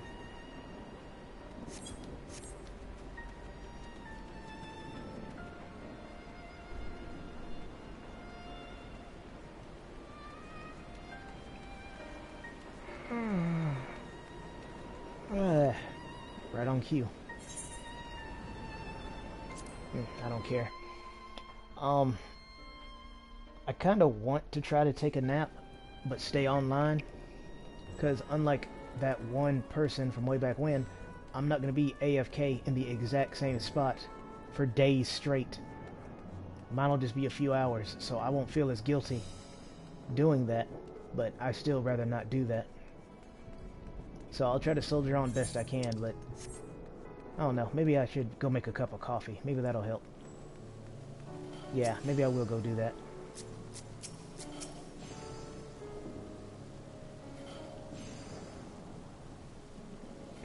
Coffee at 3 p.m.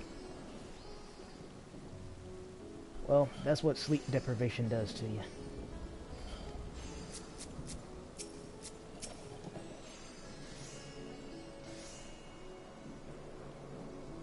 Don't you mention no poor old woman to me. I'm not done being grumpy yet.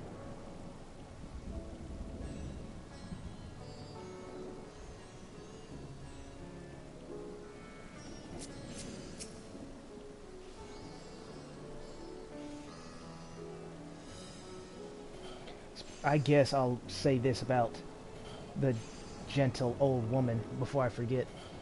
Going back to the topic of unnecessary things happening just for the sake of drama, which I hate. I don't care how good or juicy the gossip drama is. I still despise nonsense happening for the sake of drama. That's somewhat unrelated, but I want to get back to her transformation. I said that the one that, I want to say her name was Telisi, something like that. Her transformation into a Sin Eater was far, far worse, and the reason why it was so much worse is because not only did it look much more painful, but because it was actually haunting to see. That's the best way I think I could describe her transformation. It was haunting to witness. It's not even so much as the old lady annoyed me. It's not even that. It's just straight up hers just doesn't compare.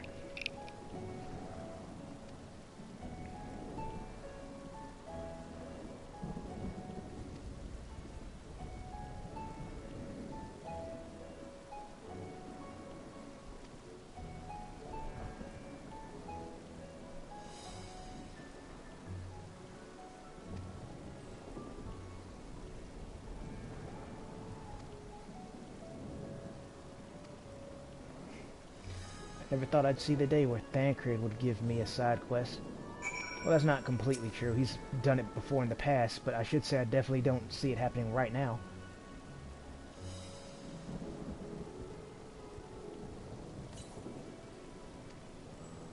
Yeah, I guess. That's a fair enough. Fair enough. No, it would also be fair if the Aetherite was turned on. Can someone... Well, no one will, so I guess I shouldn't even ask. Then again, I guess I could ask rhetorically, why is the Aetherite shut down again?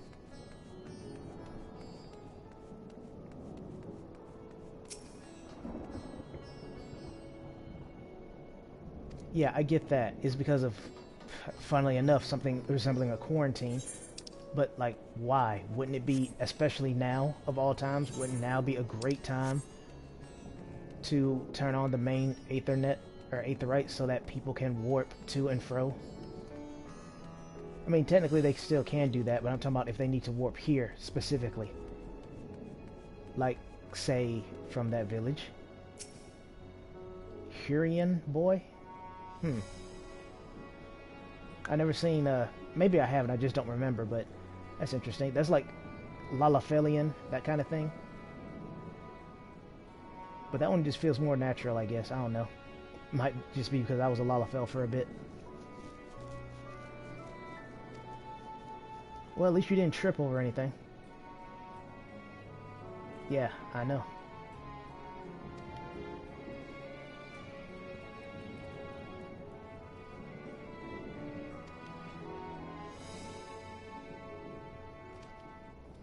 Yeah, maybe you will.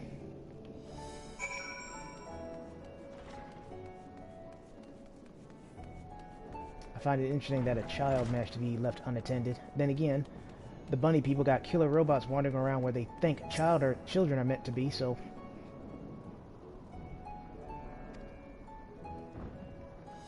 You wish Zio would eat you.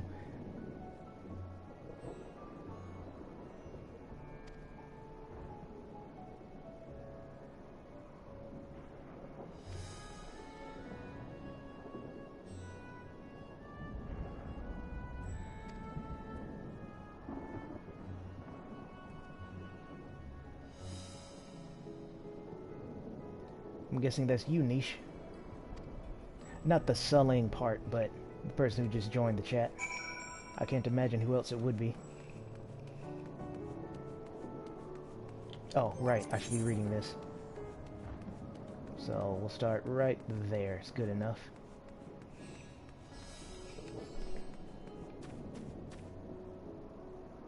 So, there you go. And moving it up.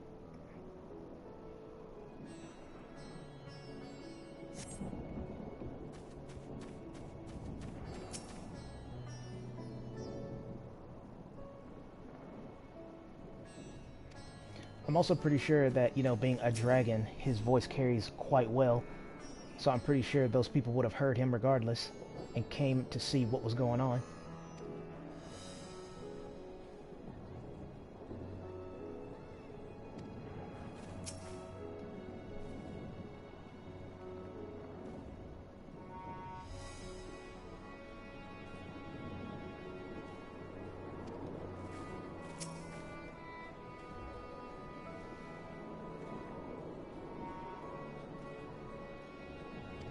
Yeah, exactly. Save those you can. Those you can't, well...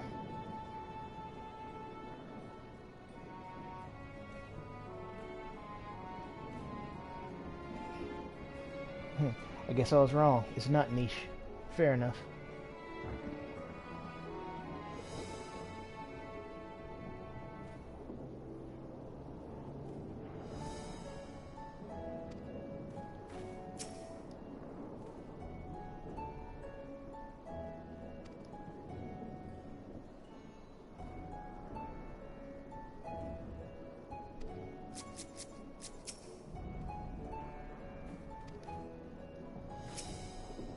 Did I talk to Y'shtola? I don't remember.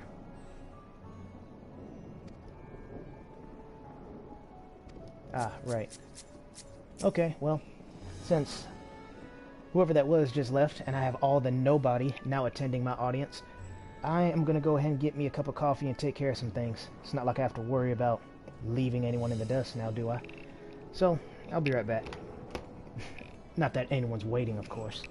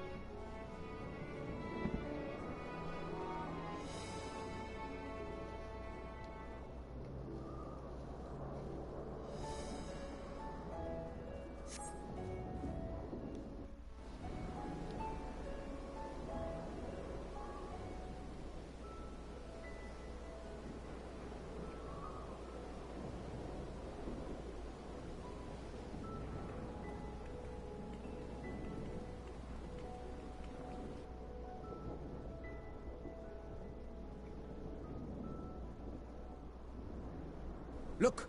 Someone's coming!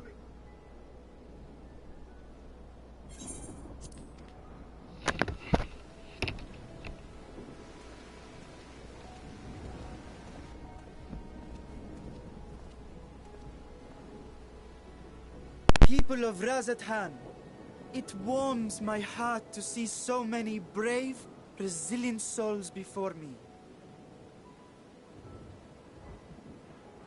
Today, I would share with you a great revelation.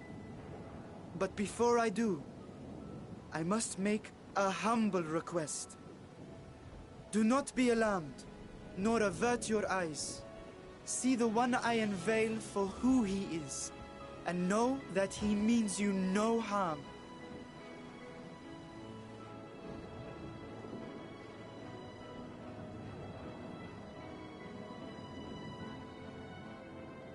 Very well. I dare say it can't be worse than the horrors we've already seen. Many thanks.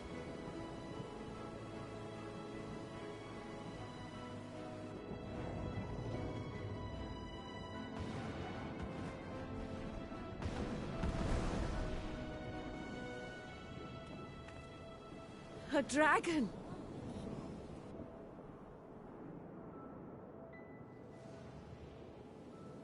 Wow!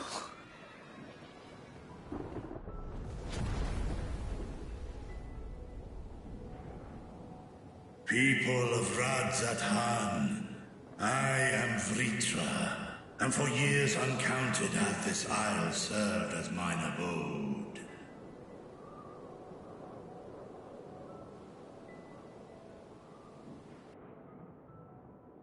'Tis as the Satrap's ally I am known.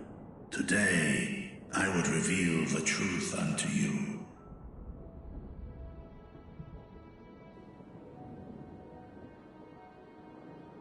Let us hope they accept him.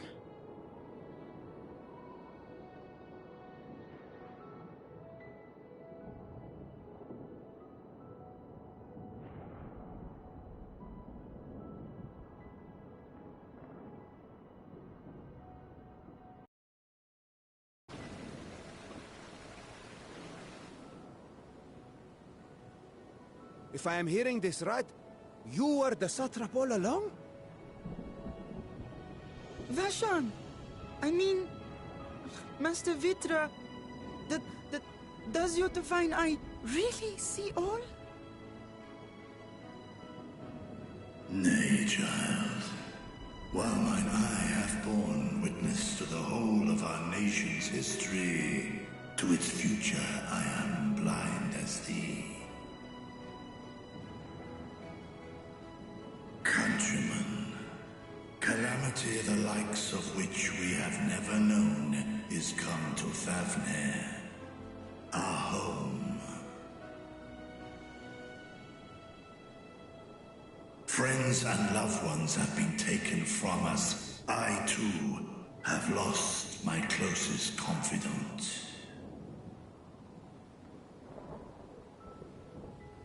Ahawan loved this land and served it with dignity till his dying breath. A nobler satrap there will never be. For so long, I lacked the courage to face you. I will not easily earn your trust, this I know. And yet, I cannot sit idly by and abandon Razathan to her fate. A font of boundless vibrancy, this jewel of the ocean. Since time immemorial, has she glittered with every color imaginable.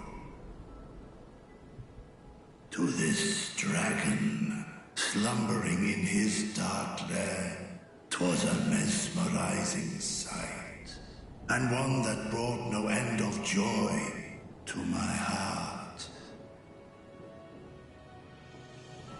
This calamity hath stolen too much from you already, yet so long as you live, The light of Radzat will never be extinguished.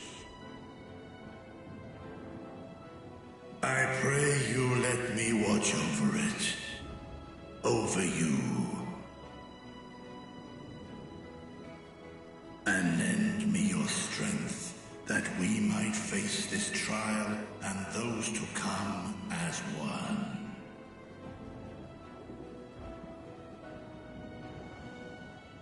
I do not know you, dragon, but I thank you for speaking the truth to us.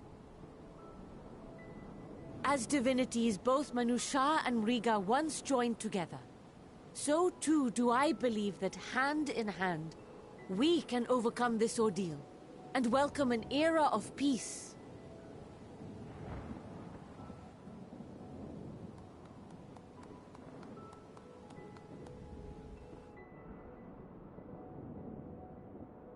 A sight that would have surely brought a smile to Azael's face.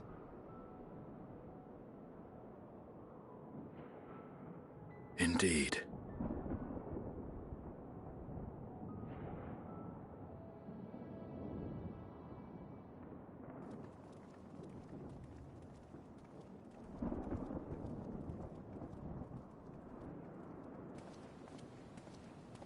Excuse me, but I must speak with the Satrap at once.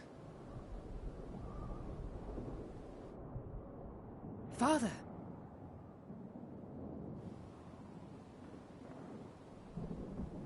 You have suffered dearly of late, yet you must endeavor to look beyond these losses to the future you yet have. On behalf of the Forum of Sharlayan, I come with a proposal by which you, the people of Radzat might be saved. I say again, I must speak with your Satrap. I beseech you, take me to him with all possible haste.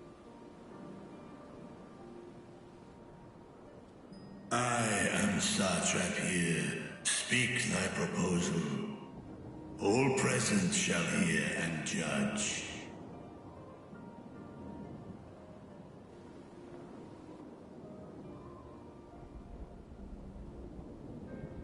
If I have given offense, then I apologize. First, allow me to share with you what knowledge we have of the phenomenon responsible for your woes. The final days. 'Tis an affliction of stagnancy and rot, sown into the currents of the star. Though the first prominent manifestation was here, in Thavner, it will invariably spread to every corner of the world. The Forum was forewarned of this apocalypse several centuries ago.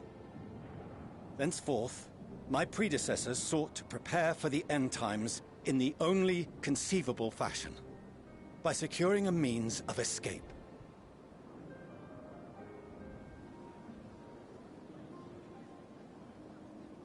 Escape the star? What madness is this? 'Tis by no means madness. With the coming of the 7th Umbral Calamity, the true nature of the Red Moon, Dalamud, was revealed. That it was an artificial construct of ancient Alag.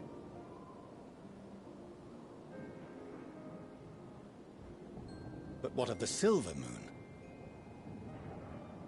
This celestial satellite is yet another technological marvel fashioned and maintained by ancient allies. A ship that will sail the heavens and deliver our people from destruction. And by our people, I speak not only of Sharlayan. We mean to save every man, woman, and child it is within our power to save. Including you, our dear friends of Radzat. Recent events necessitate adjustments be made, and quickly, but we can and will escort you safely to the moon.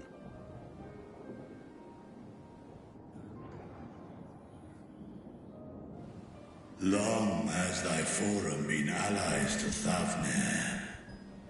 I trust thou dost not extend this offer lightly. Yet I wonder, is this truly the way?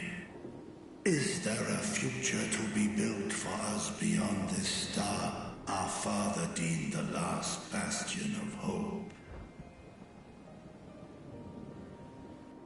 It is for that very reason I come before you and your people.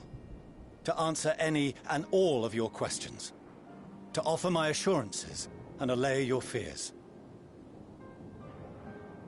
Though, if you wish the best for your people, I advise you to render your decision swiftly.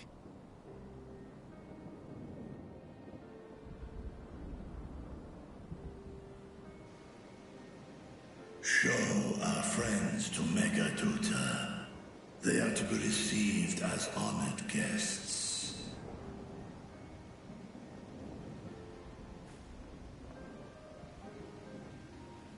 Worry not.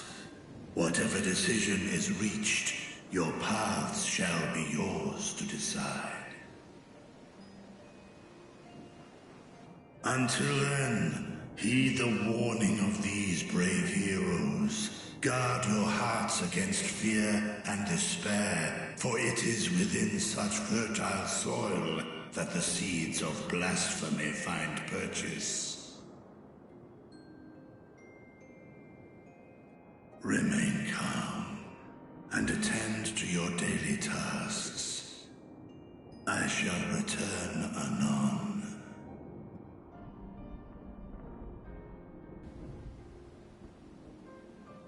We'll do as you say, Master Vitra. We believe in you.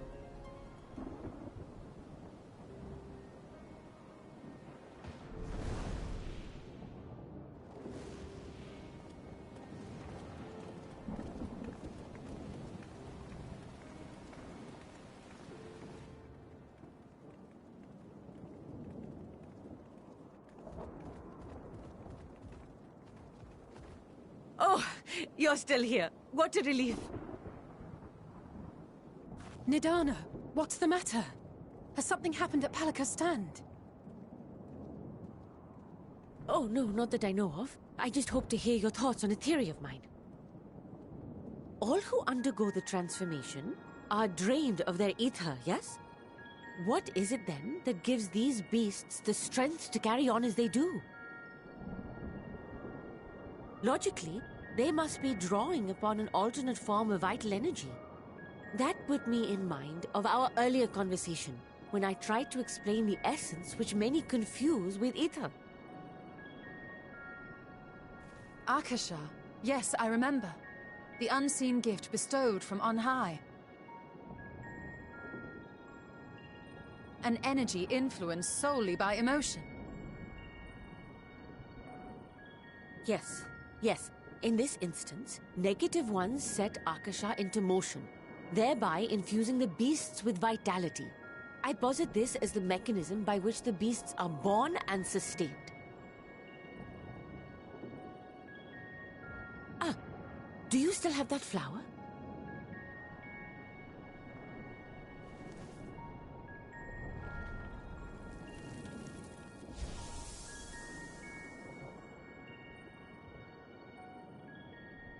If we accept that it once shone bright by drawing upon Akasha, influenced by the thoughts of those nearby, then fear, terror, despair, negative emotions so powerful as to suffocate it, permeated the air in this place.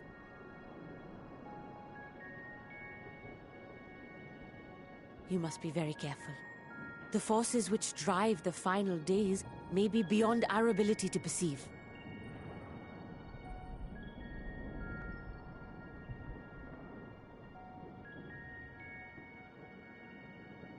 Sorry, I didn't mean to scare you like that. At any rate, I will continue my research into Akasha. Do temper your expectations, however. There are sadly few detailed studies upon which I may draw. Formulating a new theory as you have is itself no small feat. I wish you well in your endeavors, and pray you take care. Thank you. You stay safe as well, yes? Till next we meet, and we will meet again.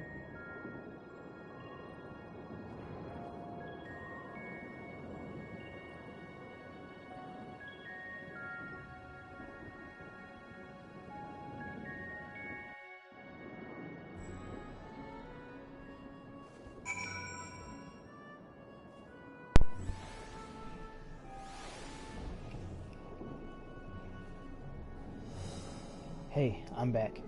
So, throughout that entire thing, I simply chose to keep my mic unplugged, or rather, I unplugged it, then kept it that way.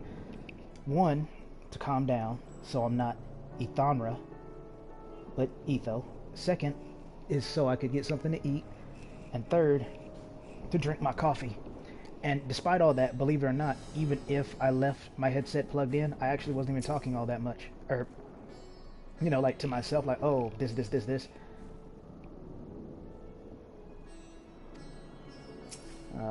Trying to remember some of the points I wanted to make. Let's see. Oh, I'll do it the last one, because that's the one that's, you know, most relevant.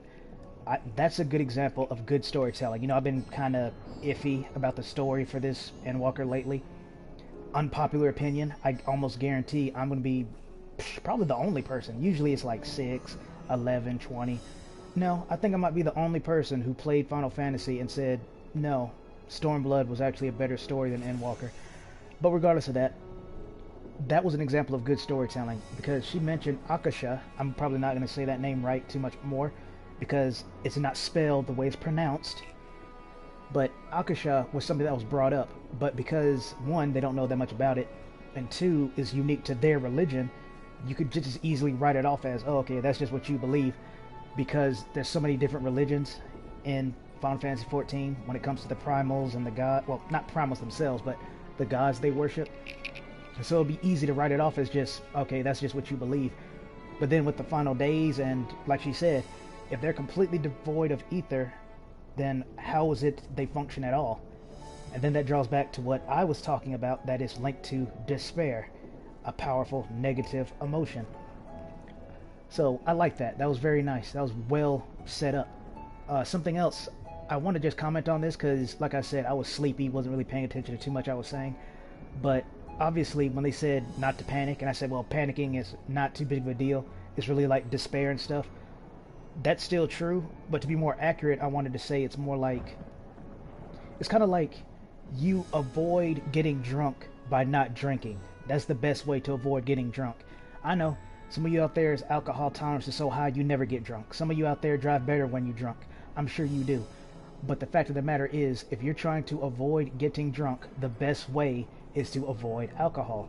So when they say do not panic, do not give in to fear, even though those emotions themselves do not trigger the transformation, they can lead into it. I felt I didn't need to clarify that, but I wanted to go ahead and do it now, since my mind is more stable at the moment. So, moving on.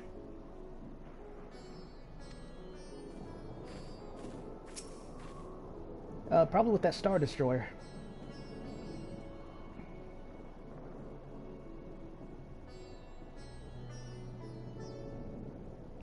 Huh.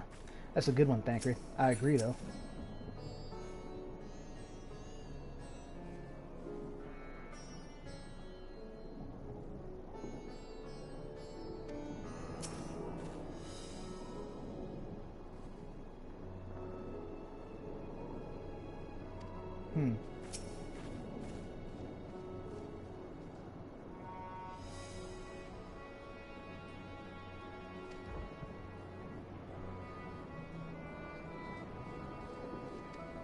That is true. I mean, like you said, Midgard-Sormer, the world, this one, the source, yeah, I'm pretty sure this is correct.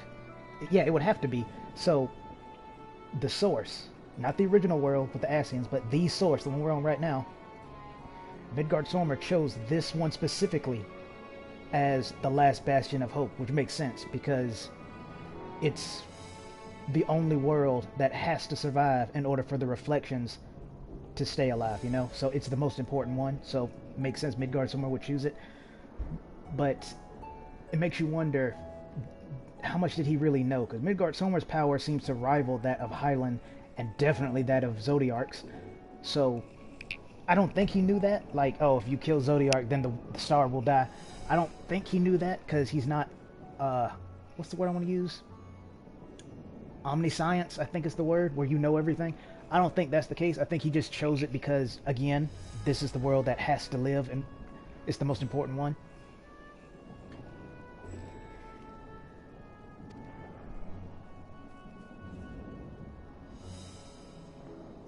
I'm gonna have to Yeah, back out for a second, because I just remembered this one has text, so... let's see, where did I leave off? I'm not really sure, so let's just start here. So, pause it, read it.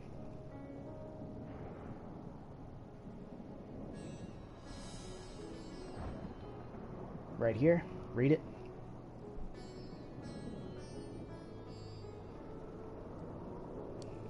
And then finally, because this one's pretty long, so I think I'll get it right about... Nah, it's about as best I can do for right now, so pause it, read it.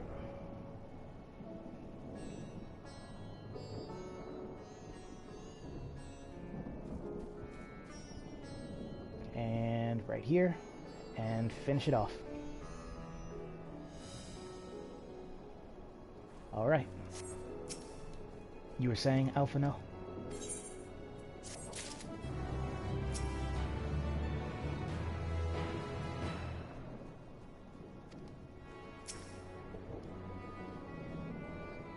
Oh, that reminds me. He's not doing it. Hold on, wait. Ah, he ran away. Oh, there he is.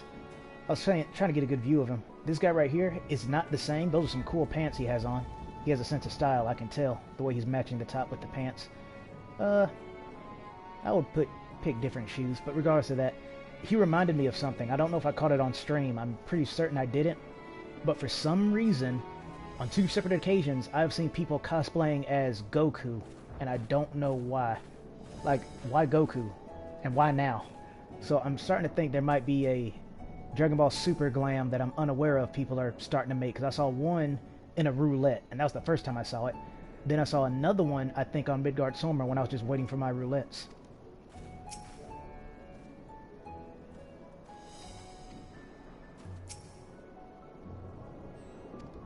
Oh, right, I did talk to you already.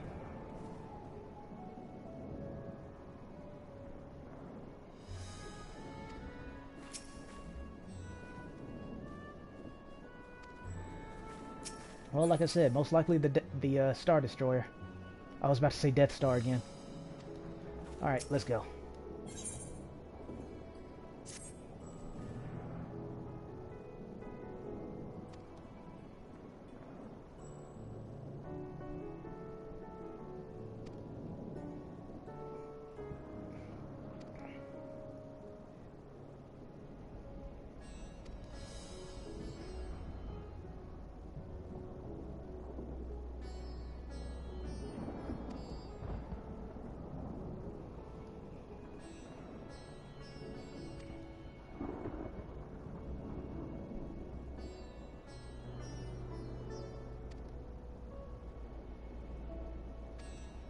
No, I don't mind.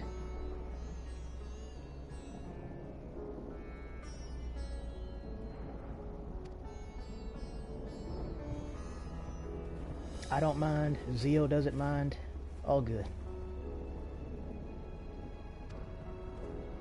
It'd be real nice if I could just teleport there. Or rather, Zio could.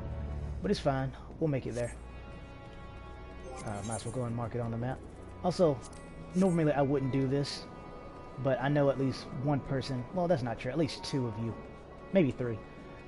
I do apologize for my off behavior earlier. Like I said, I'm not making excuses. To me, there's a difference between an excuse and a reason. I don't think there is such thing as a good excuse, but there are such things as good and bad reasons. I guess that's fair for good and bad excuses. No, only bad excuses. And the reason I say that isn't, I could be wrong about this, I don't know the Webster definition, but to me, an excuse is exactly that, an excuse. Like, why were you late to class? I was late to class because I slept in. That's an excuse. So it's not good enough. As opposed to, why were you late to class? Oh, I was late to class because there was a wreck on Highway 45. So there was a traffic jam and I left my phone at home so I couldn't call anybody. So I just had to wait until the traffic was cleared. It's like, oh, okay. That's a valid reason. See the difference? So I said all that to say, I'm not trying to make excuses, and if it's not a good enough reason, that's fine too. But I am sorry, because it's inexcusable, by very definition, indefensible. I know better, and that's why it agitates me so much, but I'm not going to let that ruin this stream. Not like that other one. But yeah, I'm sorry. I'll try to be less cynical in the future. I'm sure I've made that promise before, but knowing me, I've forgotten. But for as long as I can remember, I will try to do better. So, for all the one person in my audience, that being me, I promise you, we'll do better.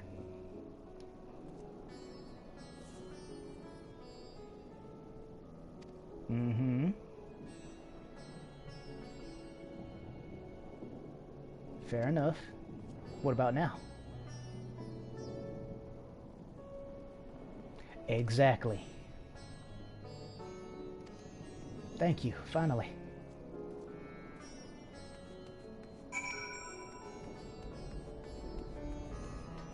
I swear I didn't do that. I was on auto run and my character started running that way. Excuse me. Coffee. But yeah, I'm feeling much better. Not starving to death. I'm fully awake now. Even more awake now.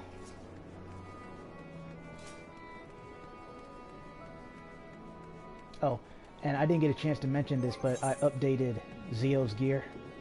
So she's a little bit stronger now. Oh, went the wrong way.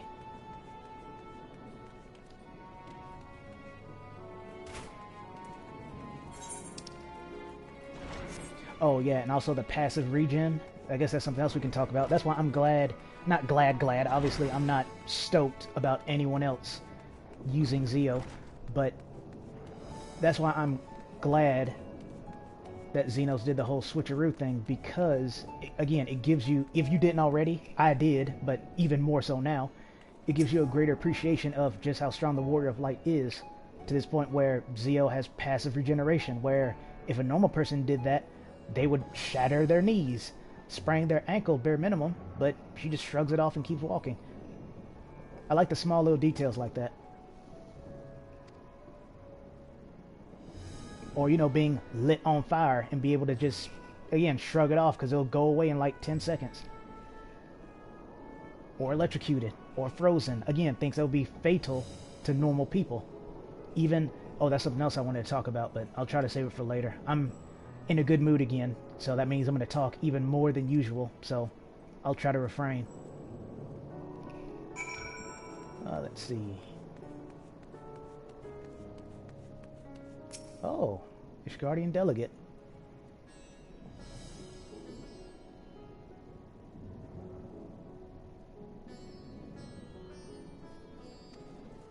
Oh, you flatterer. Oh, there's a lot of delegates here. I was like, that's so random for there to be an Ishgardian one, but oh, okay. Huh. As if I wasn't already in a good enough mood. I'm sure Zio appreciates this.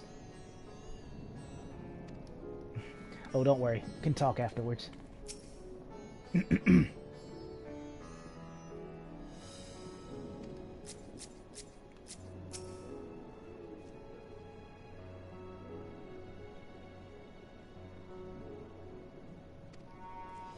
Oh, that's good. I'm glad Nanamo's doing alright. Oh, check this out. Why don't we get cool poses like this? Actually, I'm sure there will be, because that's something I remember back when I was a Lalafell. I was wondering why we didn't have the... Sorry. Why we don't have the hands on your hip pose like some of the other NPCs Lalafells have. So I'm all but certain this will be a pose as well. One day, even if you're not equipped with the Samurai class. I'm pretty sure it will be one, just so that when you are the Samurai role, job, whatever, you can do this, because that looks cool. I'm not going to say something cringy like swag or drip, but it does look cool. Cool. That's one thing I like about that word. That word will never go out of style. We've tried things like crunk, fly, I almost said cringy. I feel that they are. But whatever I said earlier, drip. I don't know why drip is the new one. But cool will never go out of style, and I appreciate that. I know, what are the odds? And you're the last one. I would assume so, yes. As if that meal and coffee wouldn't put me in a better mood. And then there's the music. Let me stop that before I forget. Oh, she has heterochromia. Wow, you guys really are trying to cheer me up, aren't you?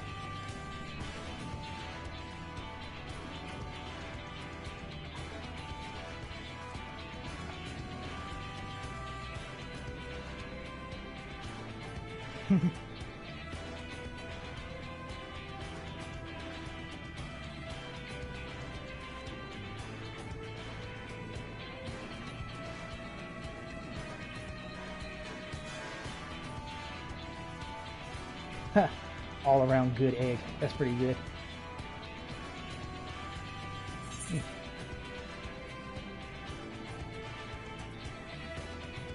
I'm not even tempted to say that one, but I think that one is kind of funny. But I'm curious, who are you? I think I like you already.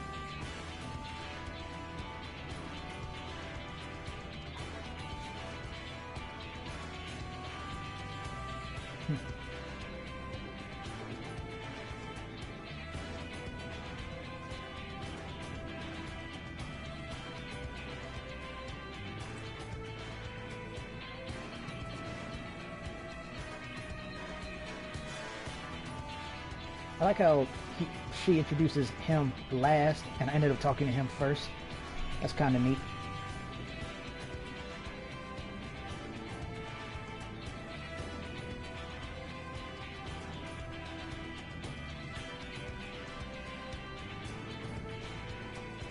I suppose she is.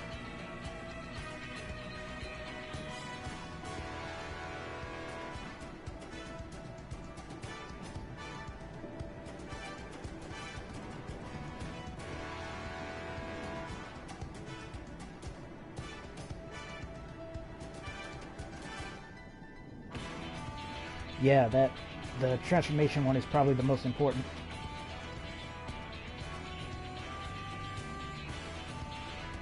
Yeah, exactly. Even they noticed it.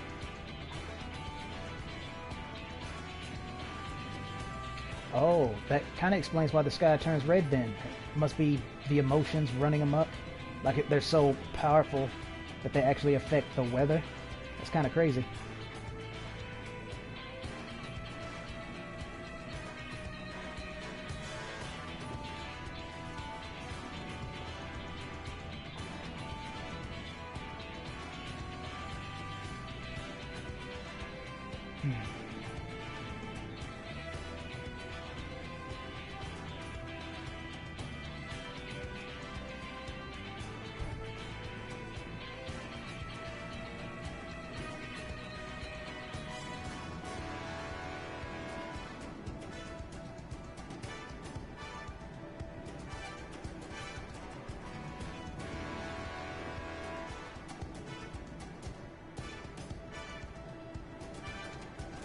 Fair.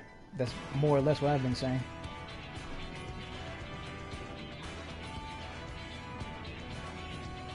Oh, this should be interesting.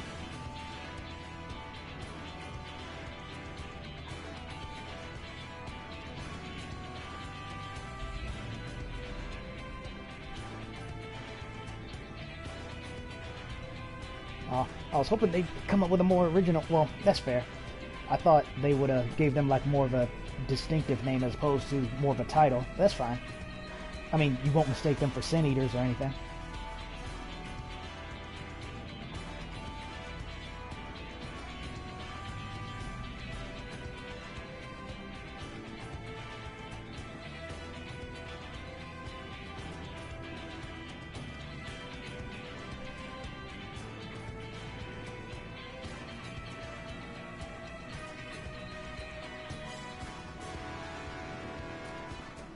That is true. Again, thanks to Xenos' little experiment, got a better feel for it. If you didn't already, you definitely do now.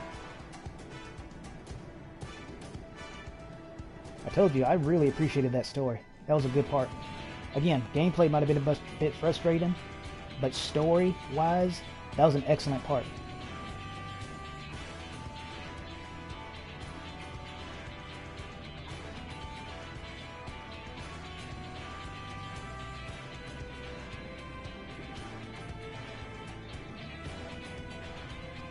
Yeah, like Pokemon battles, but infinitely more fatal.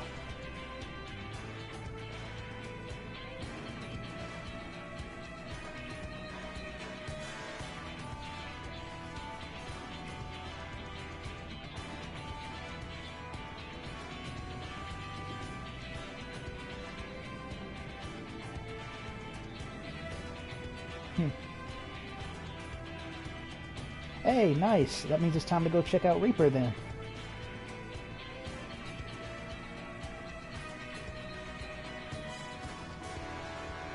I'm gonna have to read that again. Hold up. To undertake these quests. Oh, okay. I think I understand. I think. Let me talk to them again. What are you? Requires magical range DPS. Interesting. Okay, so I guess I'll save that for my red mage. This is neat. This is kind of like the Cardinal Virtues. The name just hit me like a ton of bricks. I couldn't remember what it was called before. Cardinal Virtues was the series that I did back then, so now I got another one. I don't really have a good name for these though. So that was Samurai. This is Dragoon, I'm guessing. Oh, that's right, because they won't always be the same. Yeah. So that's a healer. That one won't be so bad. What were you again? Physical range DPS. I don't think I have any. No, I don't think I do. So I have to be even more, what's the word? Diverse now. What's this one? Tank. Yeah, that'll be extremely easy.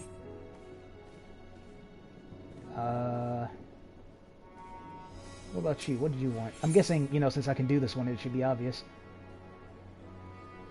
I'm guessing this one is physical melee DPS or something. Oh, let me talk to you again.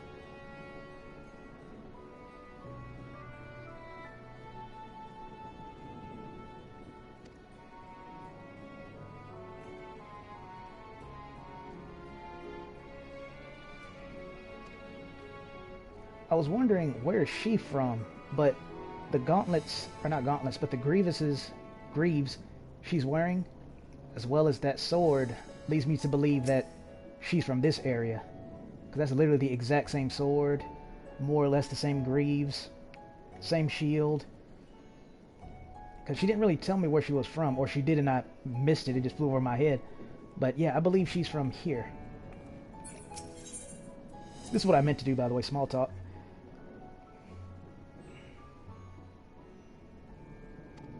Oh, you don't say. Dang, these are going to be so interesting.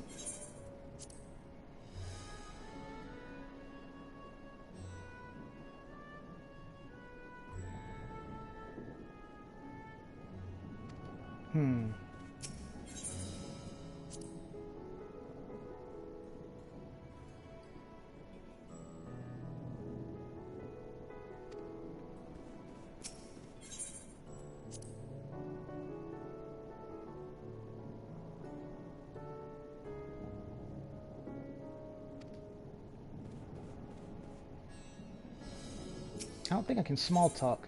Yeah, I can't small talk this person. Okay.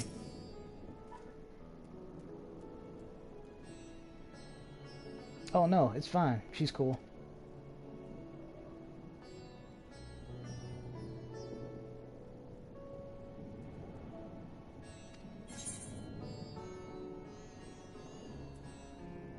Let's be honest.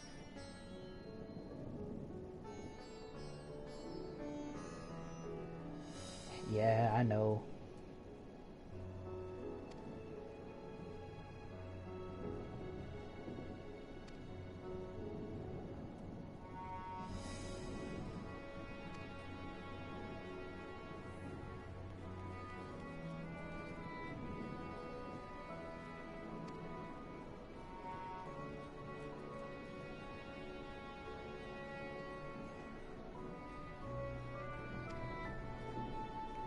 Well, that is indeed heartening. You know, for a second when they mentioned ranged DPS, I completely forgot about... Oh no, that's a gunbreaker. My mistake. I could tell that was a gun, but I thought she was a machinist. But no, she's a gunbreaker. But either way, it still reminded me that, yeah, machinist is a thing. See, that one is over there. Oh, right, we have a map now. And this is the one I was missing. How convenient is that?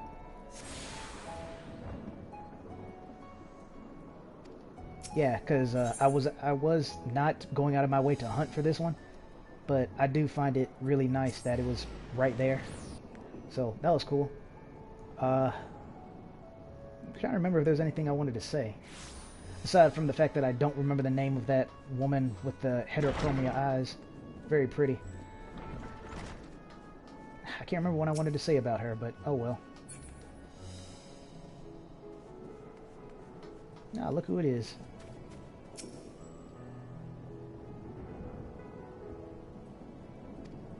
I don't blame you. So why are you so far away?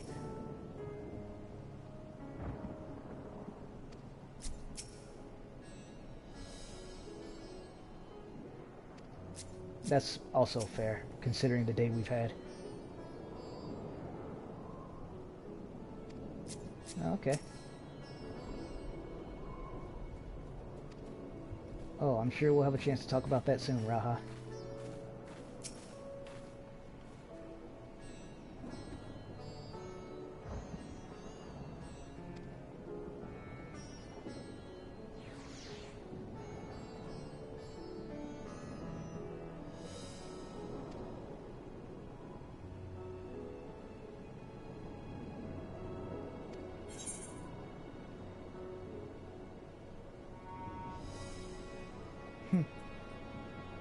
That's probably something that Stidian would say, or want.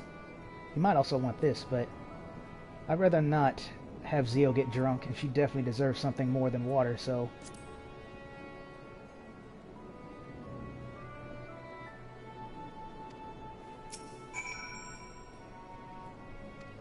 Alright.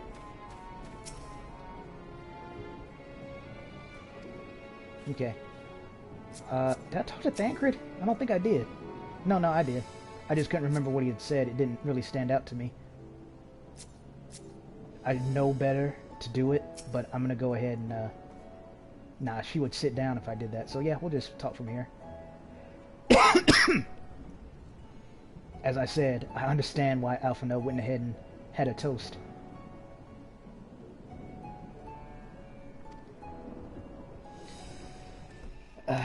So... I meant to check what level that mission was, too. It shouldn't be 85 anymore. I hope not, at least. So blasphemy is now plague all the realm. Also, I will be right back.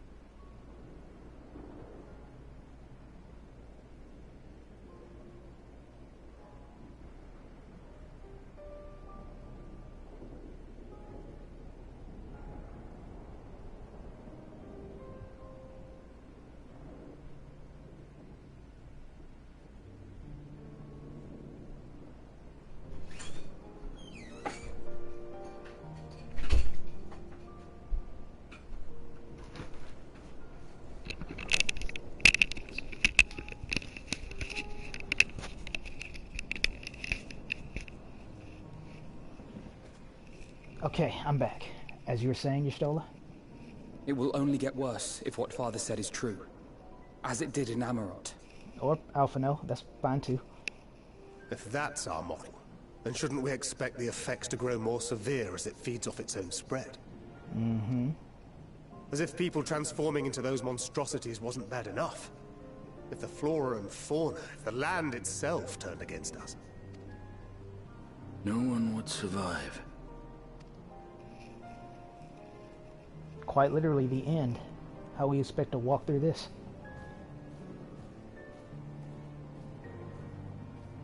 Oh, look. Here's your order, friend. The waitress brought the proper meal. Infinitely better than what Zio did. That probably didn't sound like a compliment, but I promise you it's supposed to be. Y'all remember the waitress episode, don't you? May you find comfort in these dark times. It makes me wonder if, depending on the drink, if it actually changed how it looks. I would like to believe that it did. I would like to believe that if Zio ordered water, it wouldn't look like that.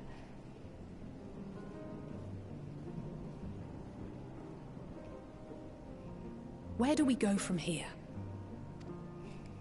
If there's one thing we've learned, fighting blindly and simply reacting to what comes will accomplish nothing. We must find a solution that addresses the fundamental cause. Before our strength is exhausted, before this crisis spirals out of control. Swag. That's the word I forgot earlier. I was looking at how Alphino was pulling off an Estinian, sitting in his seat all cool. Notice I said the word cool there, not swag? My point exactly.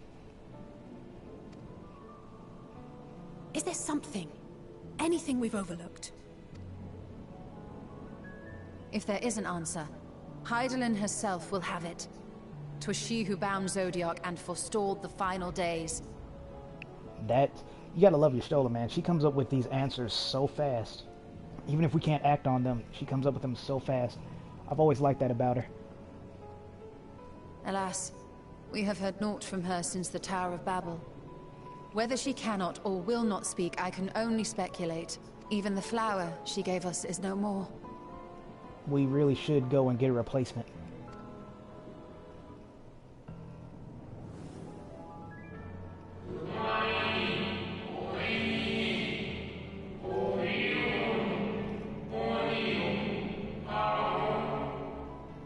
Because I'm in a better mood, I chose to let him finish making that noise.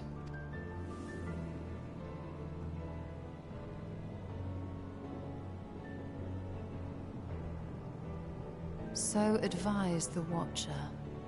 But what could be the significance of that name? It is entirely unfamiliar to me. To me as well. It meant something to the ancients, though. In our time. Maybe we should go pay Amarat a visit? Most surely. Yet I do not recall a single mention of it in the records of Anida. Another dead end. And quite literally. It's not as if there are any ancients living we could go and ask. Well, I mean, to be fair, we could probably ask the Watcher, too. Not alive as such, but not quite dead. Okay, because like I said the first time, Amarat, but then I thought maybe we could ask the Watcher, even though he himself is not a real ancient. Doesn't he, since he was made, well, maybe he was just made in their image as opposed to having actual memories, so fair enough. But definitely Amarat.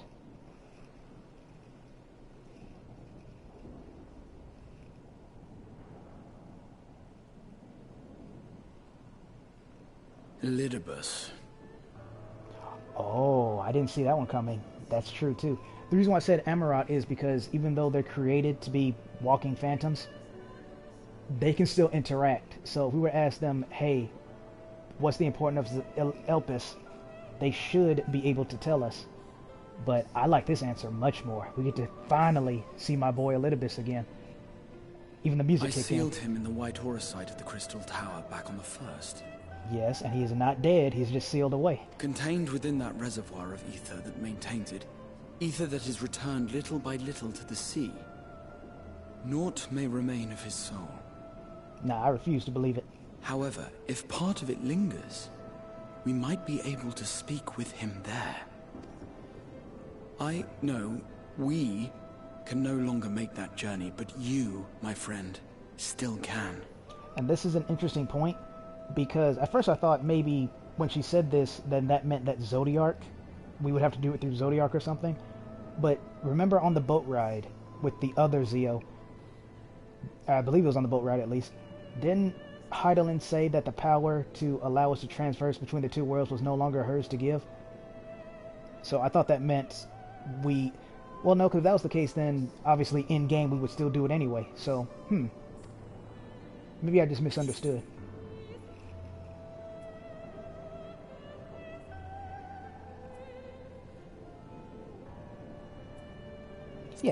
Yeah, because I want to talk to him. Plus, there's Rain.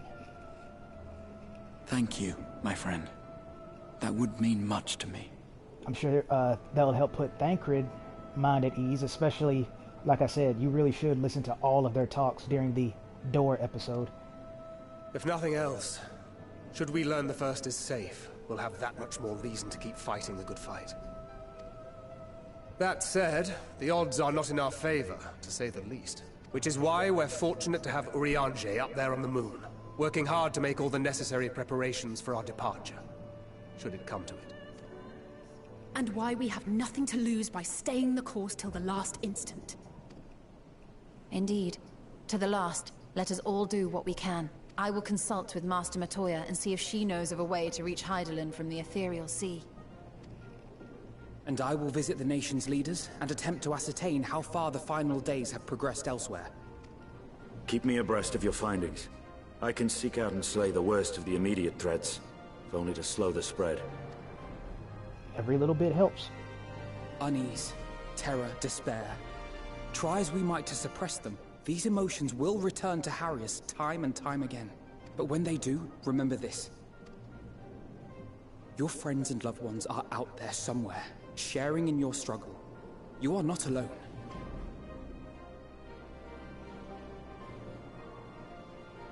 So ends the brief respite before the next revelation.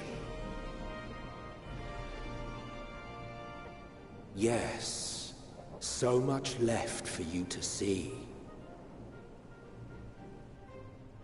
Where beginning ends, and end begins.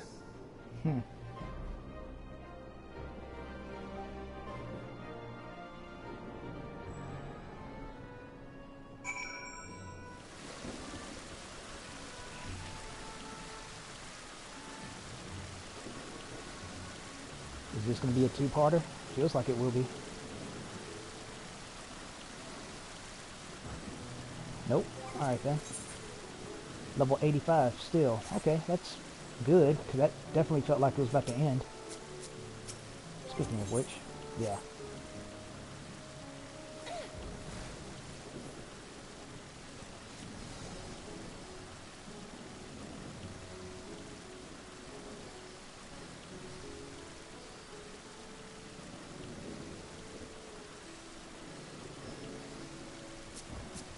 Always thinking outside the box, Y'shtola. And that's something funny too, because originally, if I'm not mistaken, Y'shtola was not that popular of a character. I'm not sure when it kicked into full swing, when people started to like her a lot. But I'm glad she's... Probably when they started to see how sassy she was. I'm almost certain that's what won a lot of people over. Especially around Stormblood, I'm willing to bet. You know, like her interaction with Magni, which to this day still gets memed. Heck, Magni himself still gets memes, so...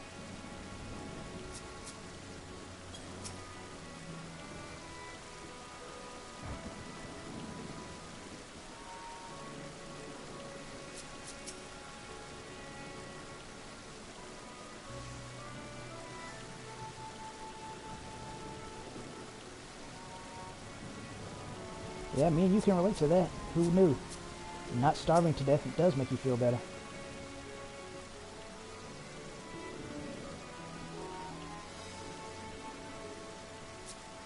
Hey, you're not the only one that can go hunting.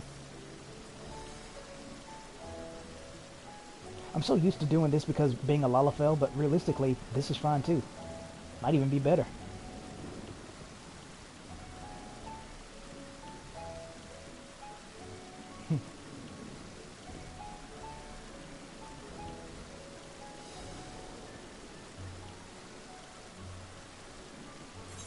Of course.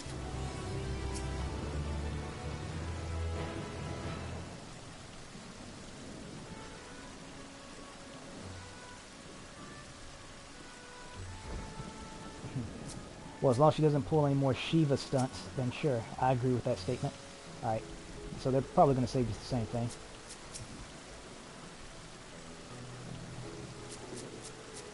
Read that again. I'm not sure if you said that earlier or not. I honestly don't remember. Probably because I was talking.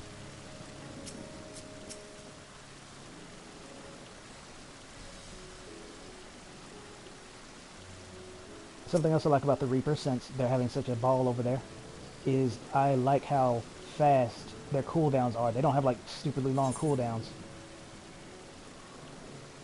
Oh, a new weapon.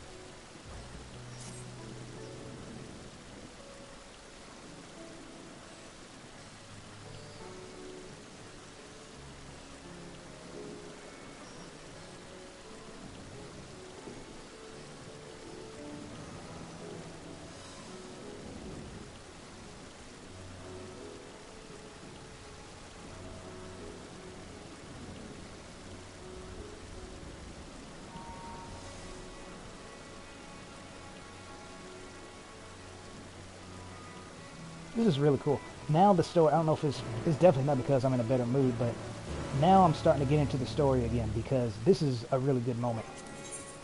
So far it's been lots of ups, mostly downs, but this is definitely an up that we get to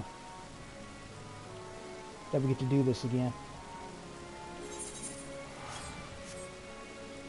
Because, you know, going to the first is not too big of a deal. I'm sure most people by now go to the first just for leveling or something. Or maybe they are like me, they like just wandering around aimlessly. But now that a main story quest is requiring us to go there and we get to check up on all the people we bonded with, that, again, story-wise, excellent choice. Okay, I guess we'll do random. Okay, I can live with that.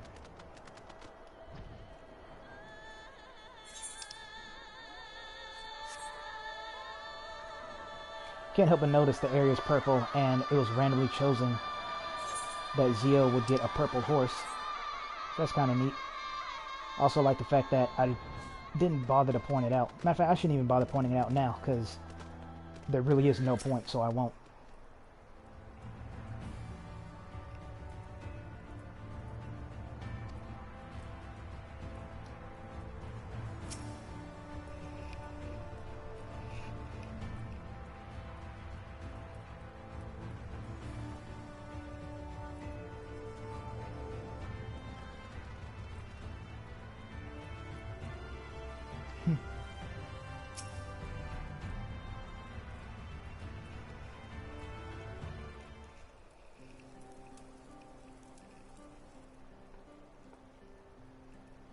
Oh, come on, you're not going to let there be voice lines for this?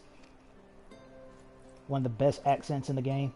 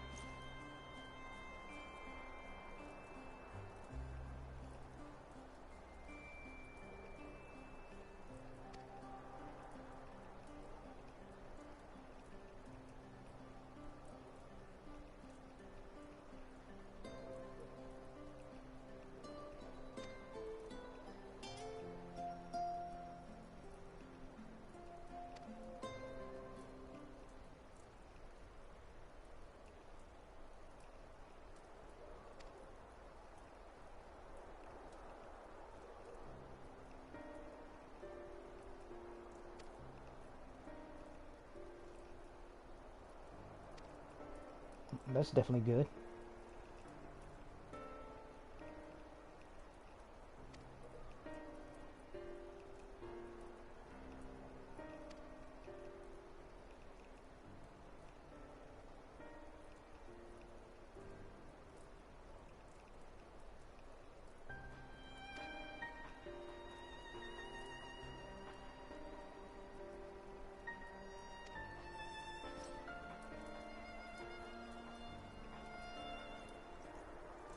Well, I hope the sound of those dogs aren't being picked up. I mean, they don't sound that loud, but at the same time, it wouldn't surprise me if they could be heard. Okay, so they're saying the same thing.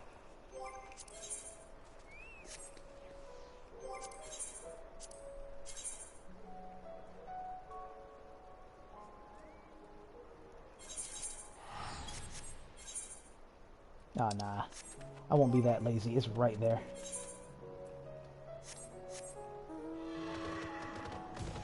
More lightning.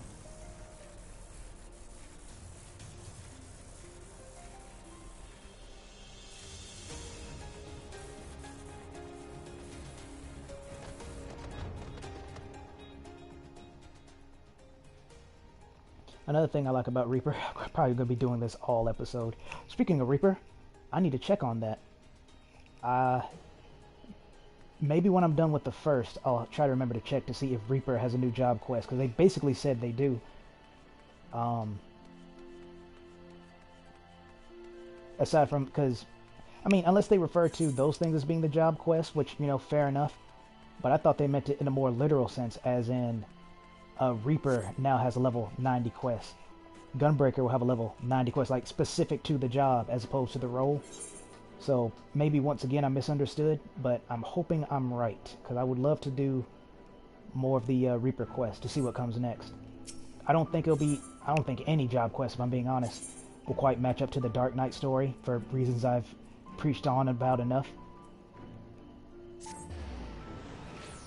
But if there's more Reaper stuff to do, I'll definitely want to do it. Same thing for Dark Knight when I eventually get there, but Gunbreaker will almost certainly be the tank I choose to level up first. Then Paladin, then Dark Knight, and probably not Warrior, if I'm being honest. And as far as... yeah. And as far as healer's concerned, sorry, that might have been a bit loud, it'll almost certainly be White Mage, since, you know, they did what they did to Astrologian. I think it's Astrologian, yeah. Anyway.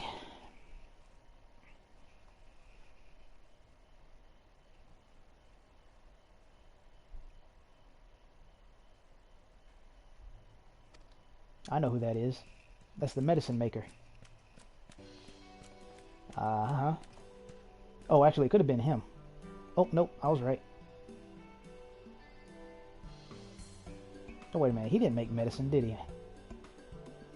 I wouldn't really call... Nah, I don't think he had a hand in that. Anywho.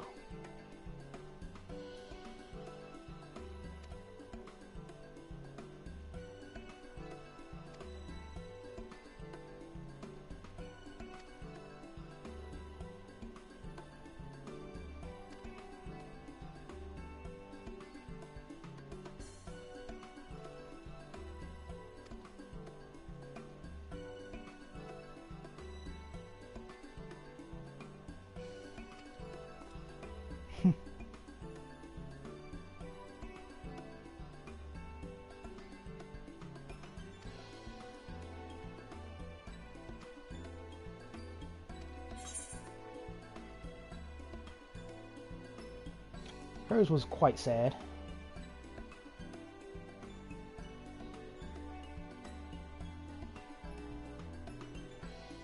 I want to choose this one, but the fact that it says this may come as a surprise. Either Zio is going to say something like, none of them, they were all kind of easy, or they were all kind of difficult. Or she might say, like, no, because that was the case, they would just say it's the Warrior of Light, the original one. I hate they're making this a mystery, because if it wasn't for that, I would probably choose Hades, even though I do find Valkyrie to be more of the fun fight between these two. Titania was also good, but between these two, I would choose Hades, who was more difficult, but Vothir was more fun. But for the sake of my own curiosity, and I'm sure many people have picked this as well, I just gotta find out.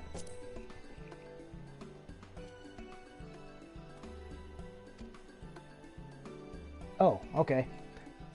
I wonder if you would have reacted to that regardless, because that was a very generic answer. Oh well.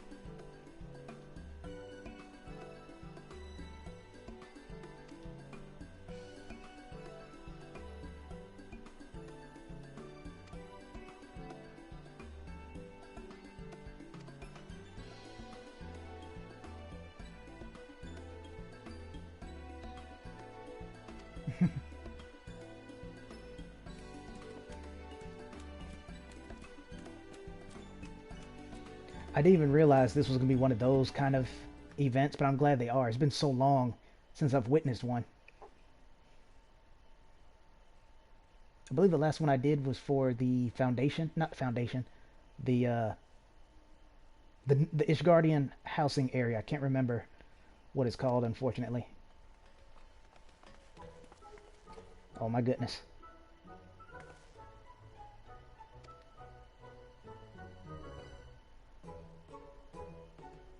Little medicine maker.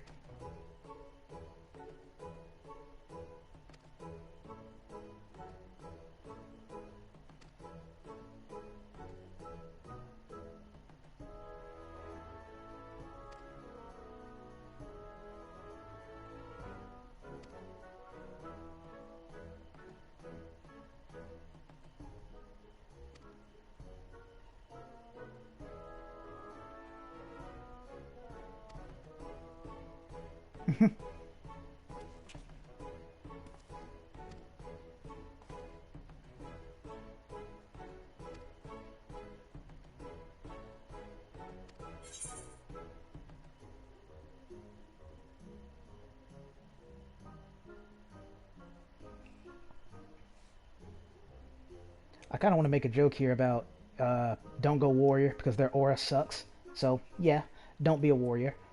This one is definitely what I would choose. And while this is also true for fighting and hunting both the bow, I like being able to protect my friends, so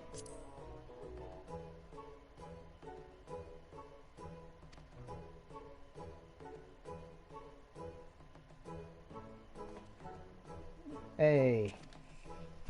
I'm pretty sure one of them used an axe, though. Oh, never mind. They must be talking about someone else. I forgot. Well, I didn't forget, but this world has, like, what? 75 Warriors of Light? So I figured they might have been talking about one of the Christian guards who went off to travel the world and train and stuff.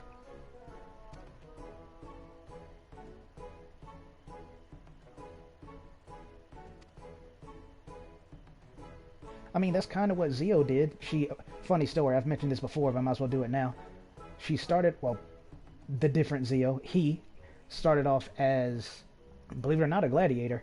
But while out, fighting, this was like in the beta stage, by the way, I saw this here, female here, just punching and kicking the enemies. I was like, wow, that looks like a lot of fun. So I started with my character, made him again, and then had him be a pugilist, because it looked more fun. And I stayed that way even now for a long time. Even though that was a different account, I did start over again as a pugilist on this one. And despite doing that, I ended up liking tanking more because I like protecting people, especially my friends.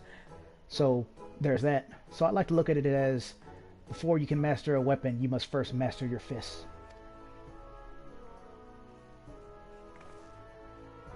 And yes, I did think that up right on the spot. I guess eating does help with brain activity. Who knew? I don't think I would have been able to come up with that if I was still in my grumpy mood.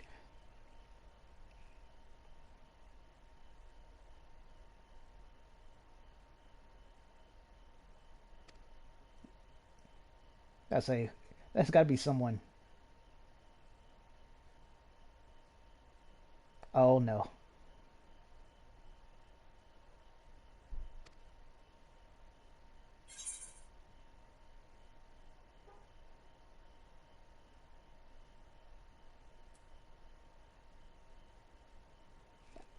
let's play along, because I did miss her. Again, the accents.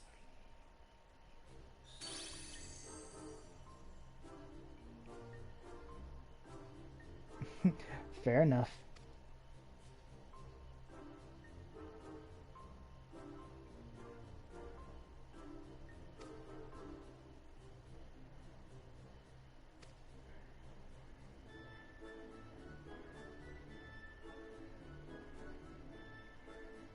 Yeah, of course she would know that. I'm surprised Zio was surprised by that.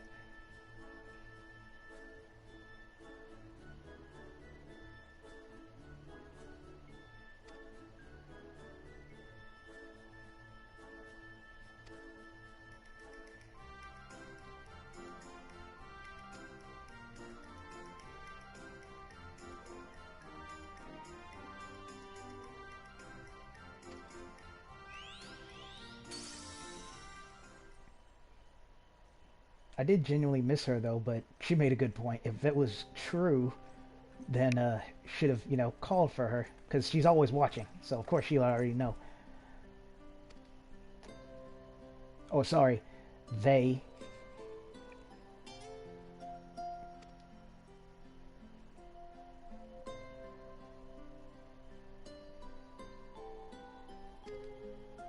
Well, that's good.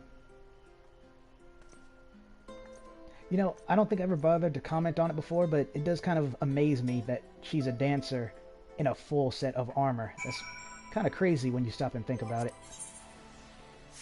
That she's that nimble in a full suit of armor.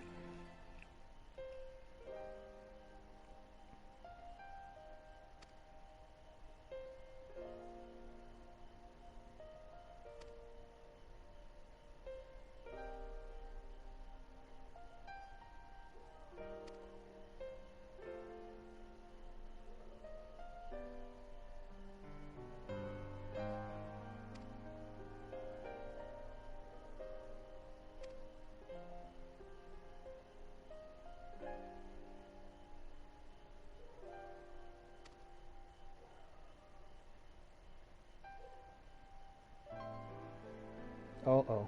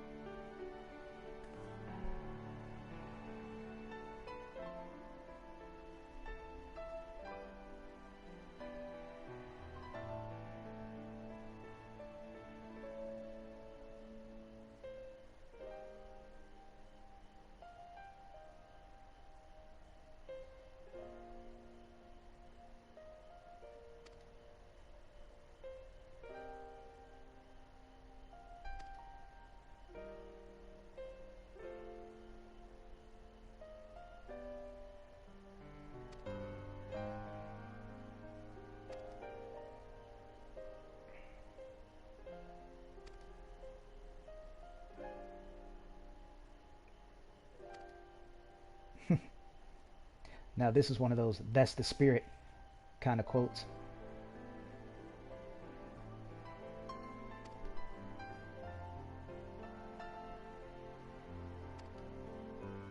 Oh, Thancred will be so proud right now.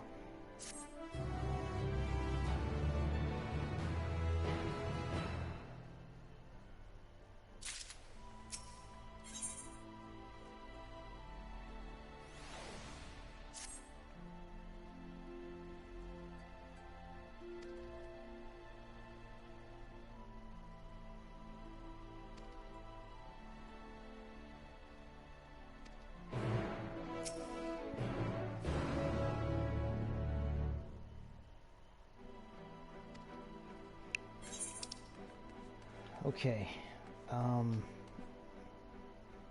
Dorsal gate. I keep forgetting I don't have to do that anymore. So used to doing it. But yeah, who would rightfully complain about quality of life changes? Something I wanted to say though. Oh, right. I'm guessing the fact that she said that there probably will be, because gameplay-wise, but it makes me wonder what exactly will happen here.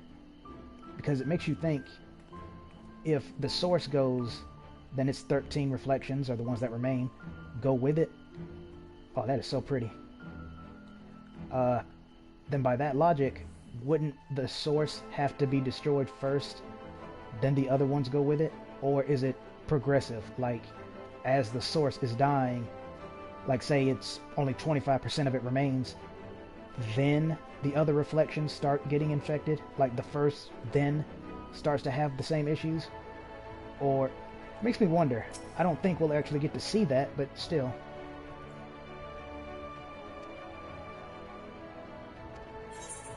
Not yet. I nearly forgot. Just close those so they'll be out of the way.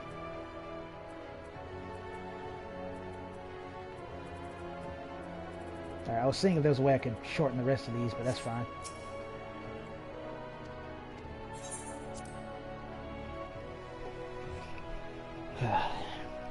Again, didn't think of that earlier. Wonder why.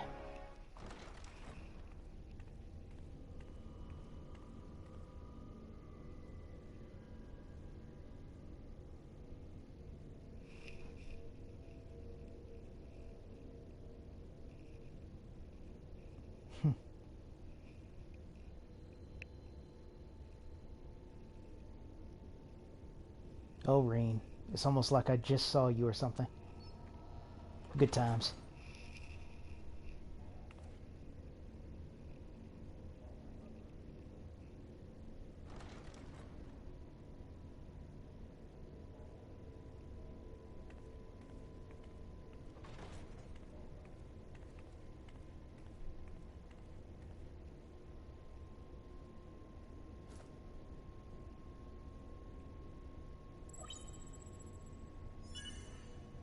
Biometric authentication complete. Please state your business.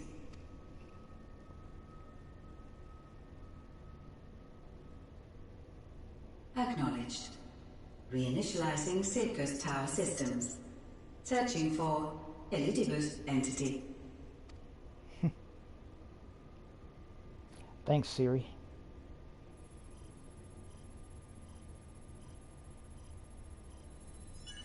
Target located in subterranean core power accumulator. Projecting image. My home.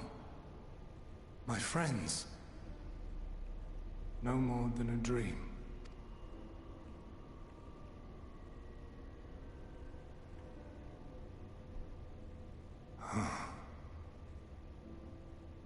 You.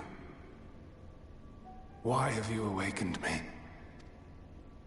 I no longer sense those places beyond, or Lord Zodiac.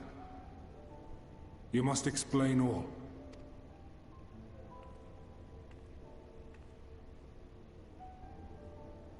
Okay, you won't like it. Especially the Fandaniel parts.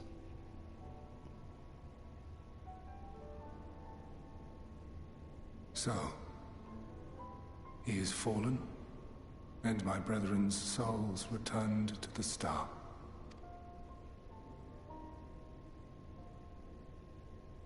The doom we sacrificed so much to prevent is come again. Old burdens now yours to bear.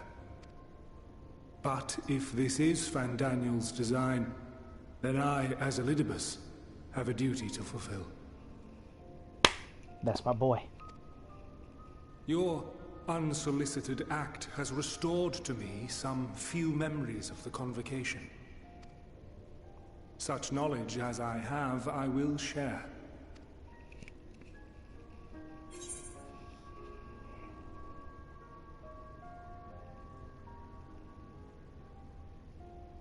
I mean, I am kind of sorry, but it's when it comes down to you or me, you know. But I do appreciate this, so.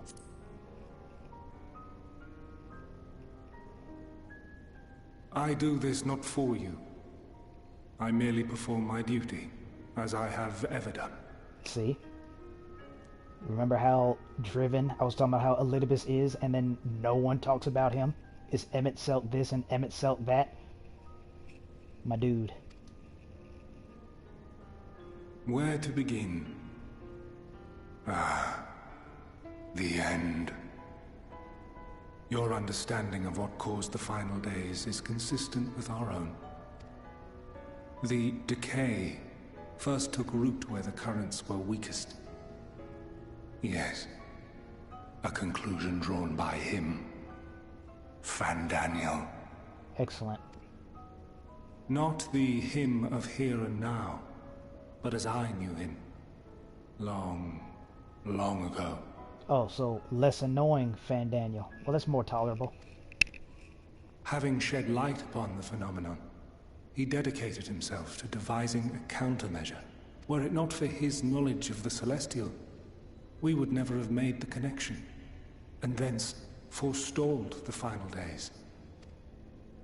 And though he inherited that noble soul, how different this last incarnation. So consumed by self-loathing and hate. Why, again?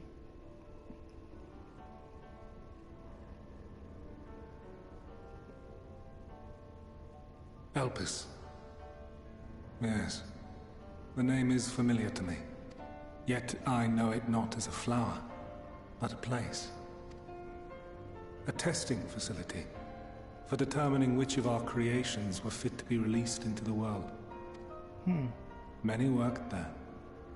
And before joining the Convocation and assuming the title of Fandaniel, he was their chief. I'll comment on this real quick. I was thinking about how intelligent Fandaniel is compared to Emmett Selk and Elidibus, and I was leaning on him being more intelligent in a scientific way. I think that's still true, but I would say Elidibus and Emmett Selk are wiser than him. I've mentioned it before, but being wise and being smart are not the same thing. He was Hermes. More Greek mythology. That is all I know. The crystals tell little of the lives the 14 led prior to their induction. Elpis itself would tell even less. Nary a ruin has survived.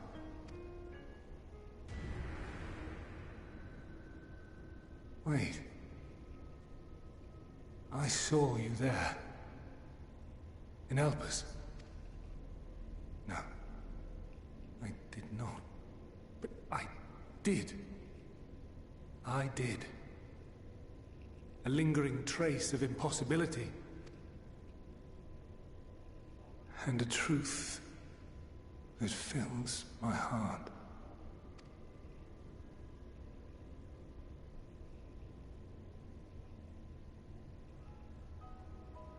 My memories remain clouded, I fear. However, they have revealed to me one possible course. And no, I don't like Elidibus just because him and I both have terrible memories. You must travel to Elpis, to the time when Hermes served as its chief. You mean time travel? In glimpsing the Exarch's memories, not only did I make his summoning magic mine own, I also mastered the workings of this tower, which, having absorbed my empowered essence, now harbors an abundance of energy. As such, I believe I can deliver you unto the past, unto that place and that precise moment. That's quite the quinkadink, 'cause I mentioned time travel, not like this, but that's cool. I know I'm saying cool a lot. Given the eons that must be traversed, the gateway will not be fully formed. Your form will be less tangible still than those warriors of light I had summoned. Oh, is that so? In all likelihood, none will be able to see or hear you. Yet even should you manage to interact with others, you will be unable to effect meaningful change. That's totally fine. For the reality you wish to save, the reality to which you must return, exists as a result of the final days. Exactly. You cannot reshape the past to undo the tragedies of the present. Cannot unmake the sorrow and suffering fated to come. In full knowledge of this, will you still entrust your life to your foe and make the journey?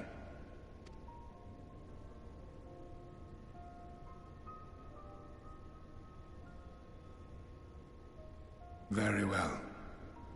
I shall cast you unto the river of time. Let this be my final act.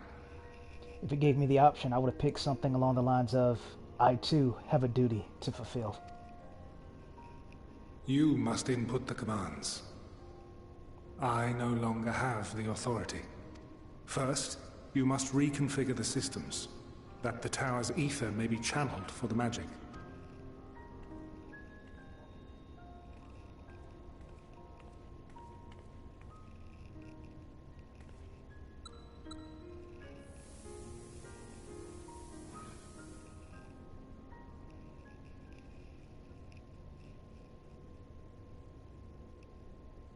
The preparations are complete.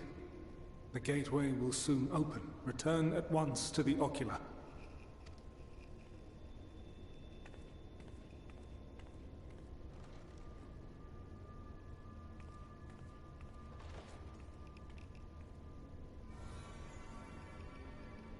All appears to be in order. The ether flows unimpeded.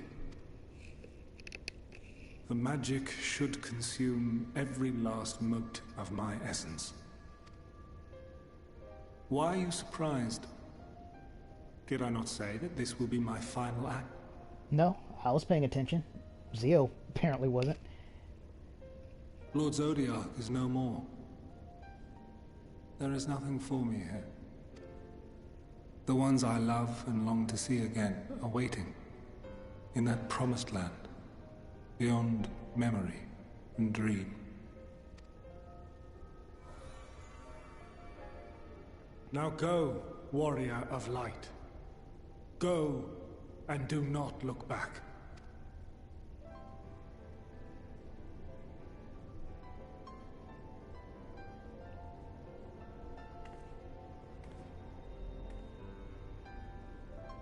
Well, Heidelin, I take my leave of you.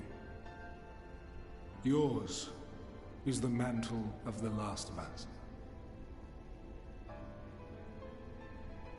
May you have the joy of it, the burden and the solitude. It falls to you now. You and your champion to save our star.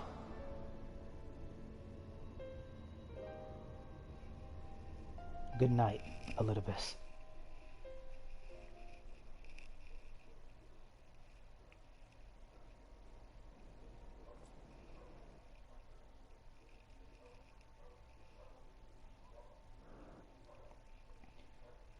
So he truly was the last Ascian. Unless, of course, there's going to crop up more.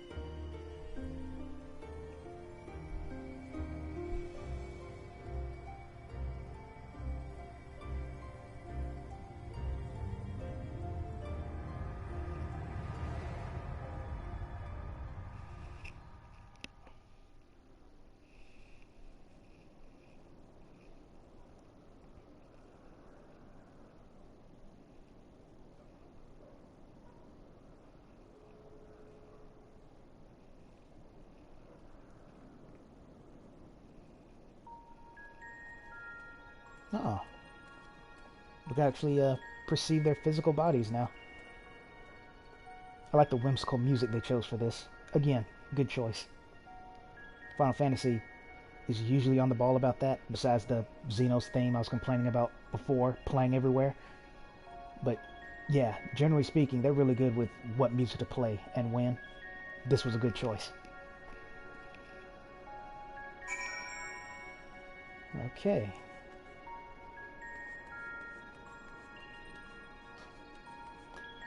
I'll say, what is that? Huh.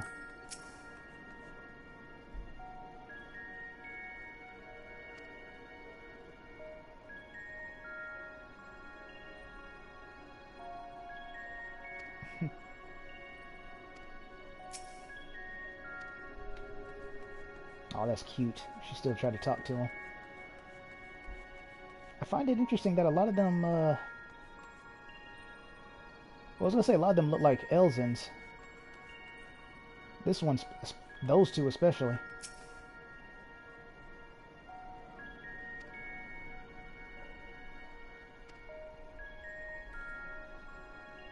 Adorable.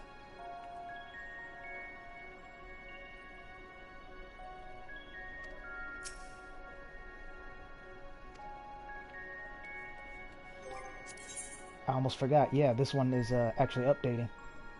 So, me right there. Then I'm going to scroll down.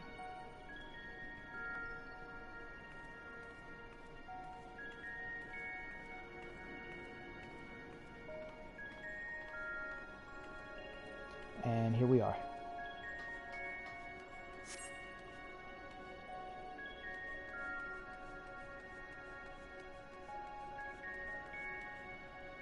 Yeah, you see what I mean? A lot of them resembled Elzins, which makes sense because they're freaking tall, but still. That's really interesting. So, and I do obviously apologize if I'm saying your name wrong. I don't remember how to pronounce most of these names, apparently. But for you, I think it's Elizin, actually. So for you Elizins out there, I'm pretty sure this is a pretty cool feature.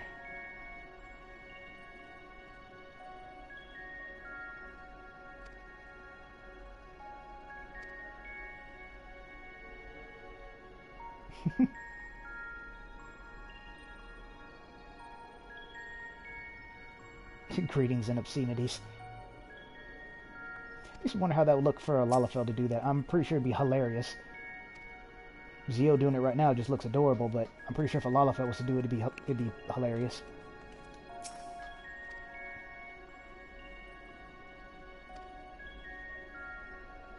Well, we're about to find out.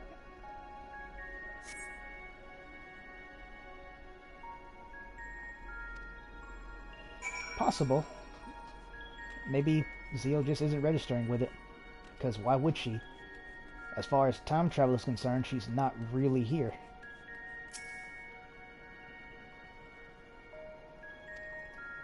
That is a good question. I guess she's not intangible.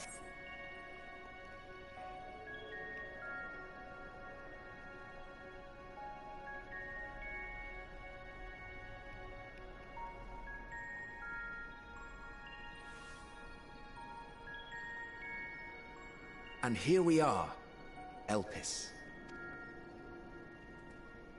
Well, well, how rare to receive you in person. To what do we owe the honor? Oh, just a few odd tasks. We'll be here a while. Oh, yeah? You're welcome to stay as long as you see fit, of course. As a matter of procedure, however, I must ask that you kindly remove your masks.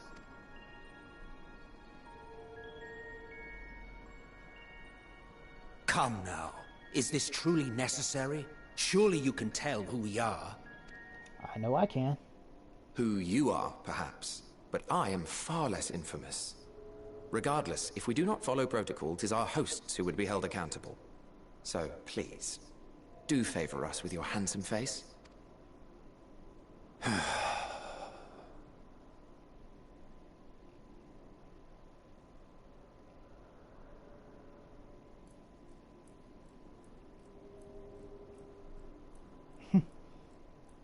Oh, he looks like Xehanort too.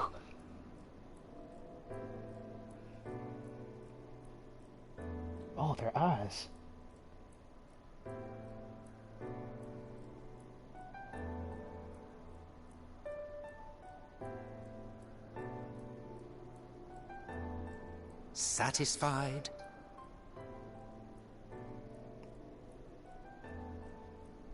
Sorry, I'm still reeling from young Xehanort over here. But also their eyes, they're just like Heidelins. I thank you for your cooperation. You are free to go about your business. Which begs the question, why would they look like Heidelin's eyes?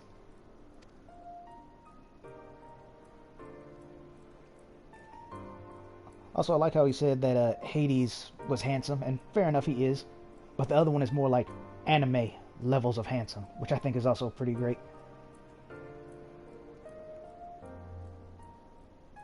By the by, you see it too, yes?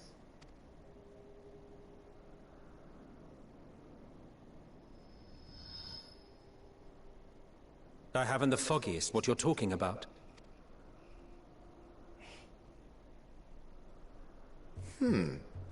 That's odd. It's right here. A bit thin in the ether, but there's no mistaking it. The color of its soul is almost identical to Azem's. Okay, I hate to interrupt this moment, but I gotta say this. I commented on it once, but it's starting to get up there with the Xenos insanity theme. Why do they keep playing the Mafia music for situations that don't demand it? They could have picked the silly, whimsical music for this. Do you suppose she created it? Rather unusual for a familiar to have a soul, though.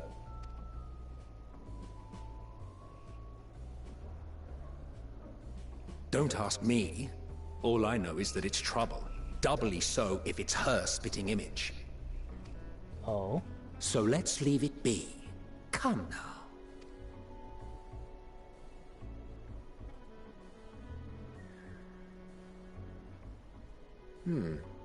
It's trying to say something. But it's literally too intangible to form words. Speaking of words, I'm so enraptured by what's going on, it didn't even dawn on me they're not speaking their weird, ancient language. I guess because they're in their original bodies or something, maybe we can actually understand them. Or it could just be for the sake of convenience, the game developers are letting us not be grated by that noise. Either way. Why don't you give it some ether? Spare a snifter of your bounteous reserves. Who do you take me for? Why, a dear friend, of course.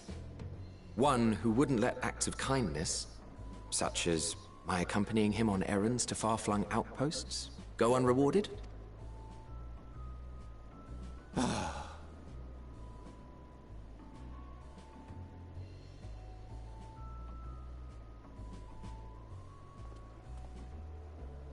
I suggest you close your eyes, or this may be unpleasant.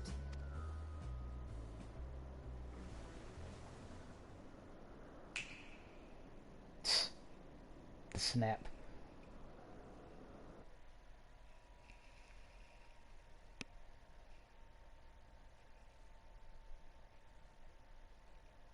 I honestly thought he was just raising his hand to give ether, but no, he did the snap. You may open your eyes.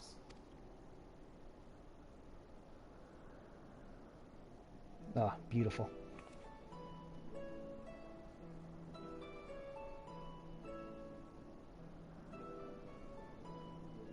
She looks bigger. Yeah, I think so. Yeah, definitely. Oh, you even adjusted its size. Yeah. The better to indulge your whim. This way, it will be easier to communicate. How very thoughtful of you. And may I applaud your artful reinforcement. Without further ado then. Greetings! I am Hythlodaeus, Chief of the Bureau of the Architect. Sulking beside me is the most honorable Emmett Selk of the Convocation of 14. And how might we address you, my new friend?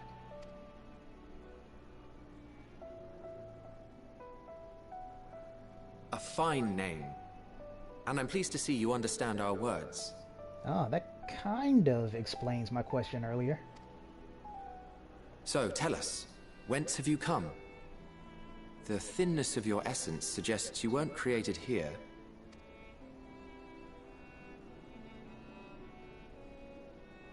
You do not know? Or cannot say? Allow me to ask a different question then. What brings you here?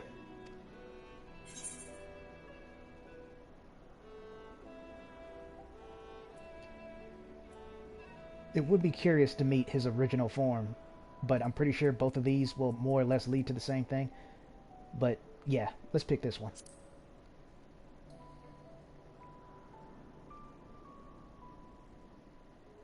Well now, the same as us.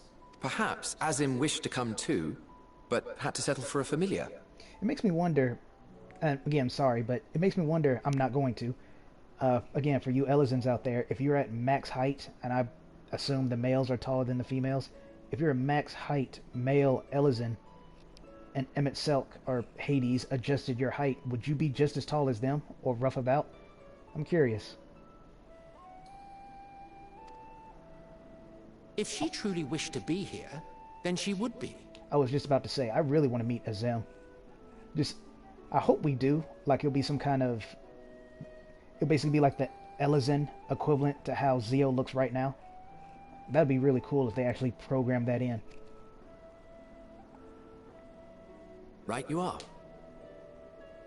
I do understand, though, while cool will never die out, it is kind of hard to replace. I should use different words. I'll try from now on.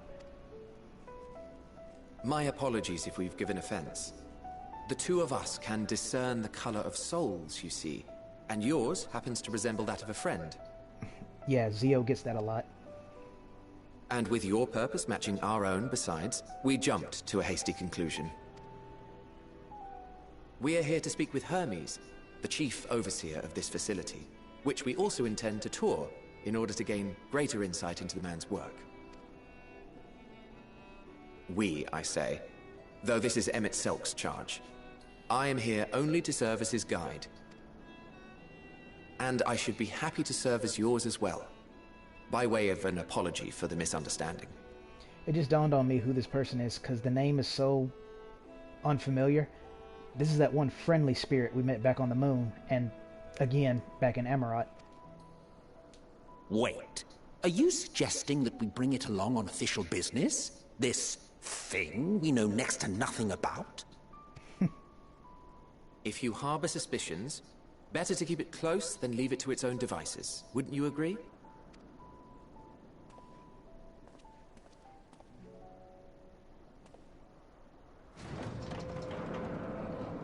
Besides, having a mysterious life form in tow is the norm rather than the exception here.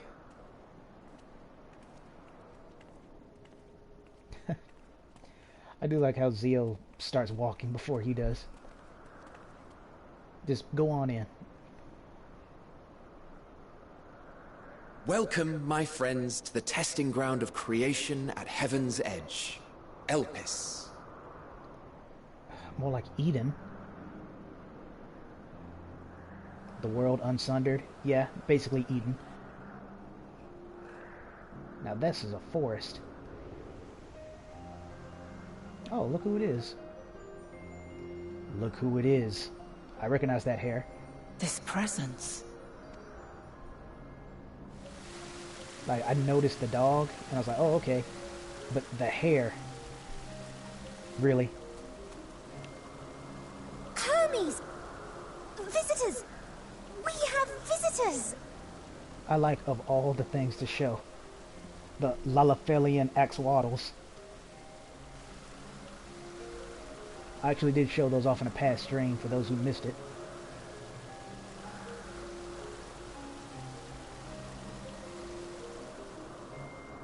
I don't know what kind of race that child is. Reminds me of a harpy. What secrets are you hiding, I wonder?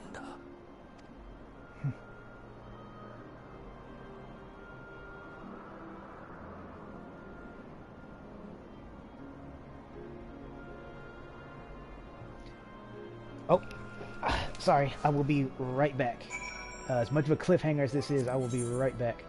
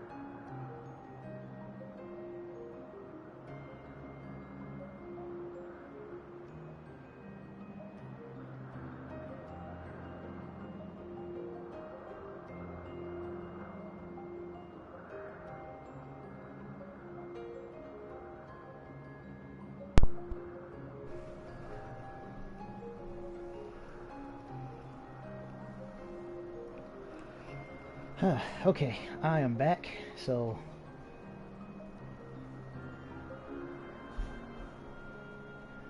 catch up on all this because I'm not sure where we left off. And right here, that was actually really good. They're pretty much half and half.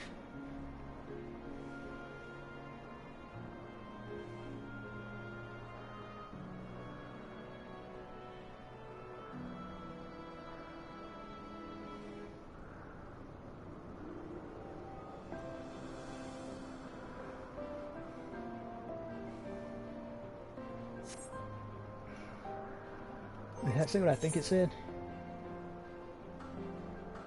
The impossible, beautiful scenery on the testing ground of creation at Heaven's Edge. Elpis. Yeah, I didn't call it Eden for nothing. With that being said... Oh man, the Aetherite is pretty far. Let me talk to this guy real quick.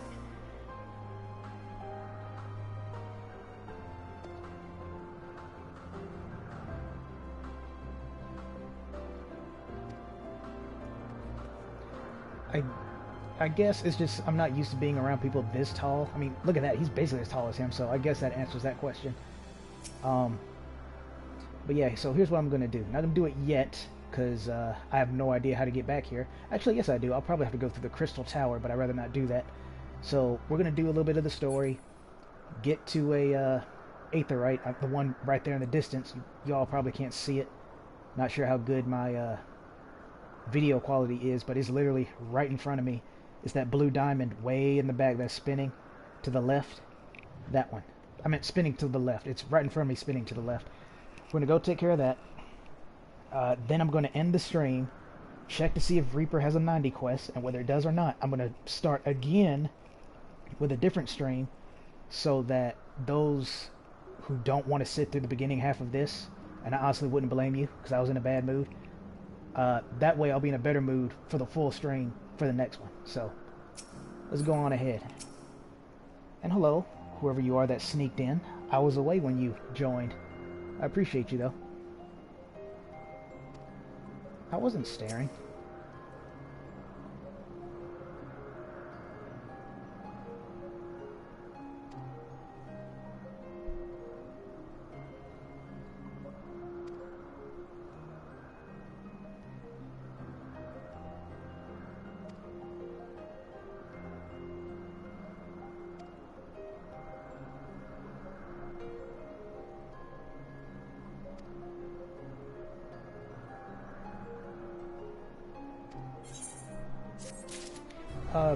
That reminds me. Yeah, I'm guessing he's saying stop staring at him because obviously his fans would. But that woman was obviously Hydaelyn. But Hydaelyn also was originally one of them. Was that Azem? Or Azim? Forgot how the name was pronounced, unfortunately. And I'm all but certain Azim's gender, much like a certain character, allegedly, in the Dark Knight quest, changes. I wonder if I was playing as Lalafell Zio, if it would say he. I kinda doubt it, but I am curious. Oh, I wonder what that is.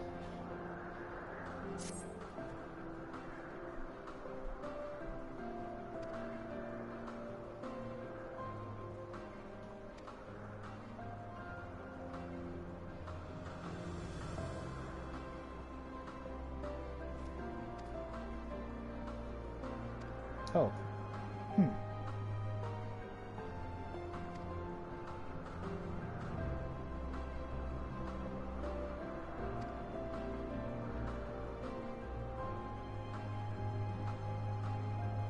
Yeah, tell me about it.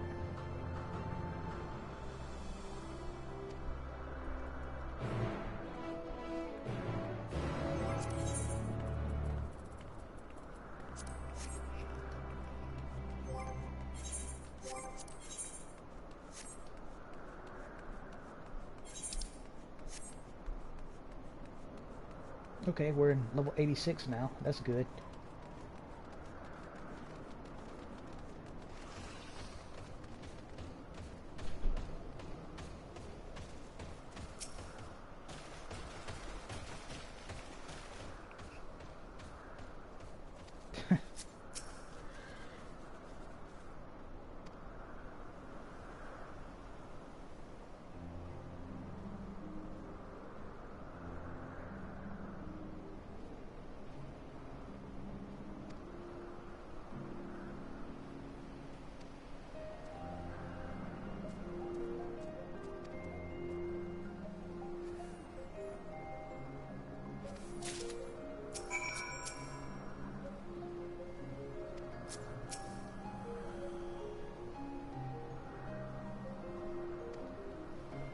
Okay, so yeah, I didn't really need them to market, but I'm still grateful that they did.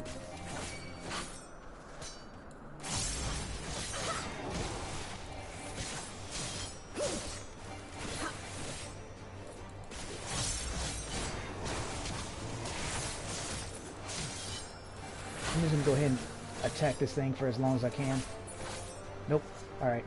I was gonna see if it would spare it, kind of like it did when I was fighting the tempered soldiers. So no, it really is up to Zio to make sure to get the timing correct. Alright. That's too bad. I mean, again, that's a quality of life thing, so I don't know why they won't do it again.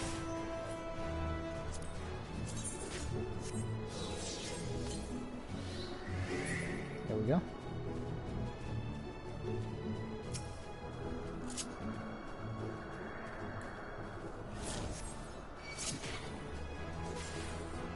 I want to pull this one back here in case it takes me a while to kill it.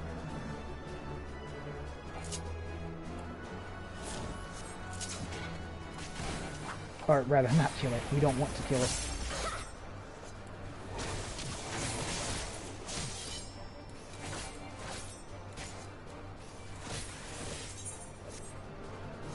Hey, good dodge. Pretty sure that made contact, it would have interrupted. Just no means no, all day.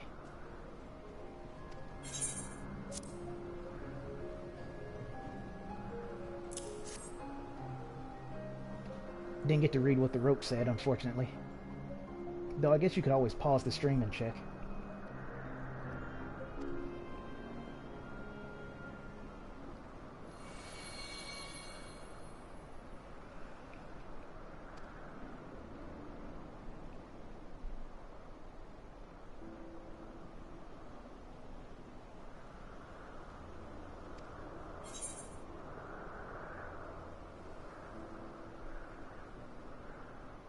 Apparently not, so this one's also pretty apparent though.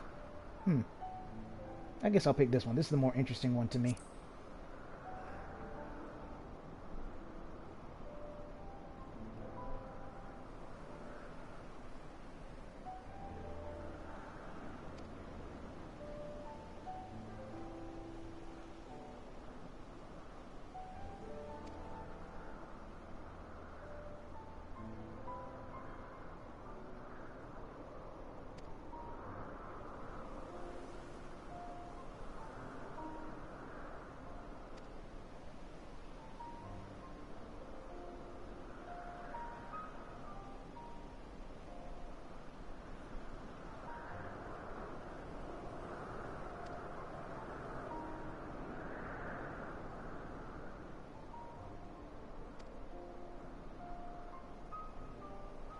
Don't make me Emmett.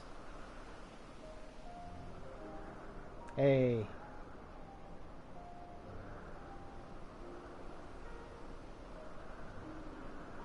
Oh, so she's an oddball, huh? Plus their souls are apparently the same color, so that'll work.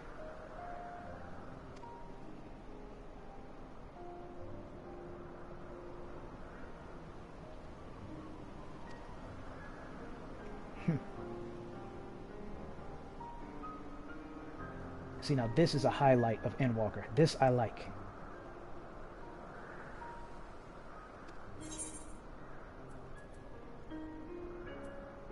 Oh, I wonder if I'm going to have to actually throw that on. Probably not, but still. I figured it would just be like a temporary kind of thing. Like, you get some kind of buff. Oh, let me rephrase that. Let's say buff, where it changes your clothes. To be more accurate, it'd be like back when we were on the moon with the fashion show. That.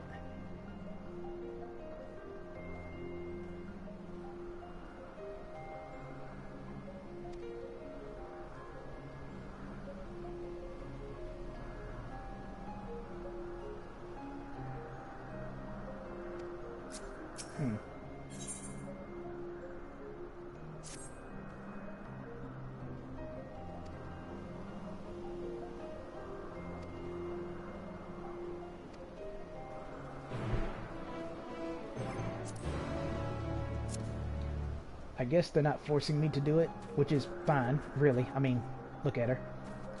But I like that she's not being forced, because like they said, even if someone looks hard enough, then just say you're familiar. That being the case, I wouldn't, or Zio rather, wouldn't have to dress like them anyway. What a strange creature. So what good are they?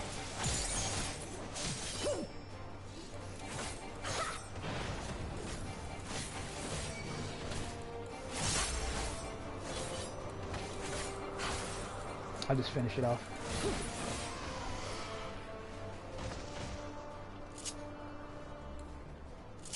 Nah. Let's, we're not that far away, so I won't use the Shinryu mount. Let's just random.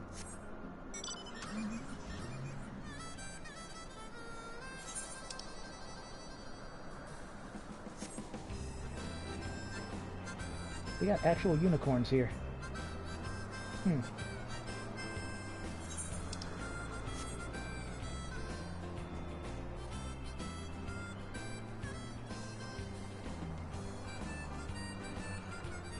Breaks my immersion.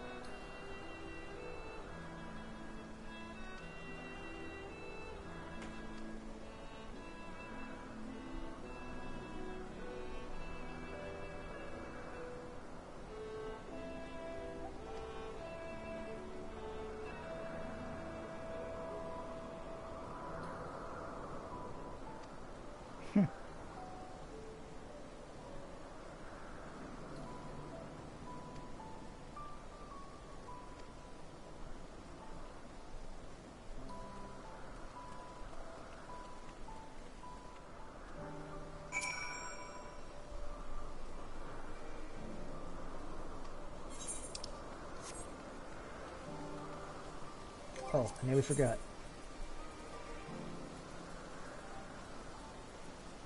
Ah, there it is.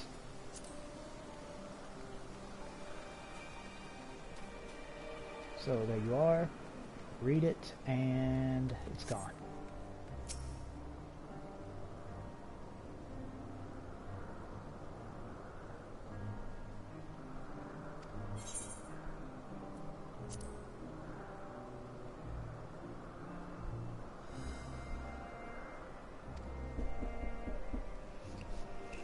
Be right back.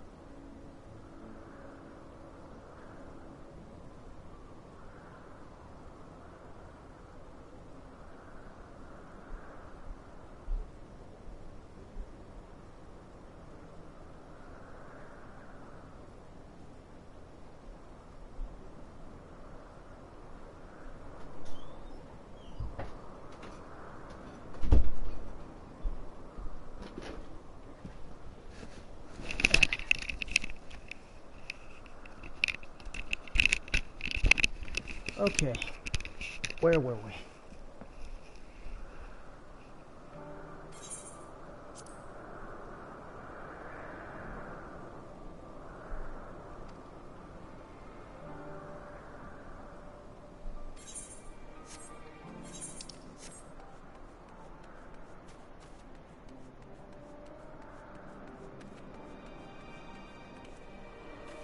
So strange seeing these enemies not be hostile.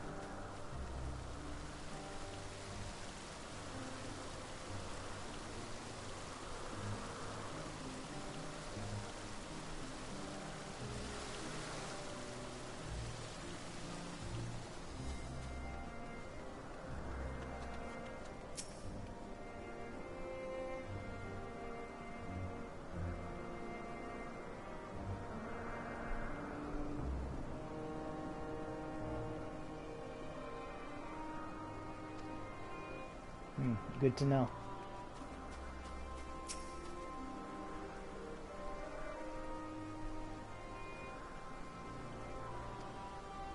Well, finally, someone appreciates the appearance of Zio.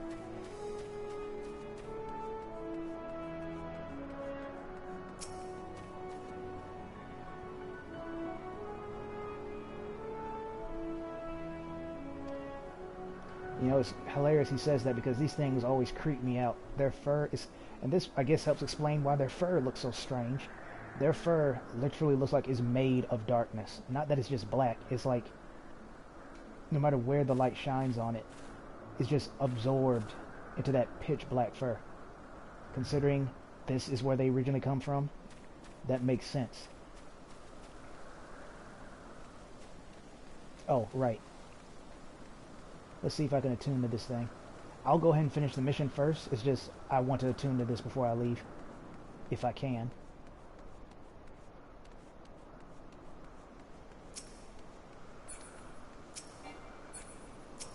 Nah, it's not even letting me look at it. Oh, there we go. Had to zoom out. Okay, good.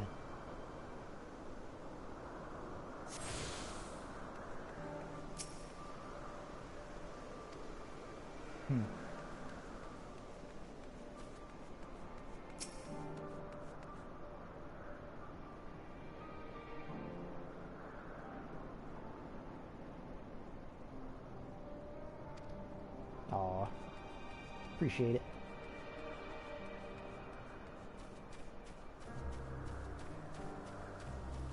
Okay, I see our target.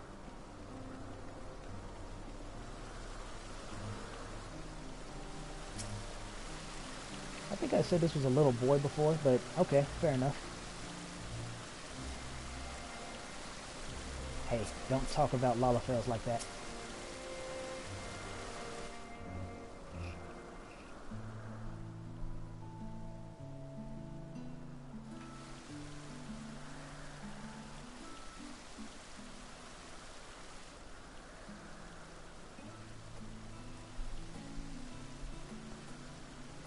Huh. You are... Oh. Different. You're different too. You and me. We're alike. Friends. I want to be...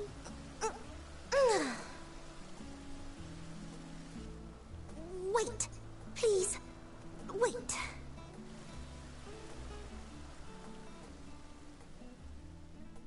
Greetings and salutations. Can you hear me? Do not be alarmed. I mean you no harm. I wish only to hear your words, share your feelings, and know your thoughts. May we please be friends?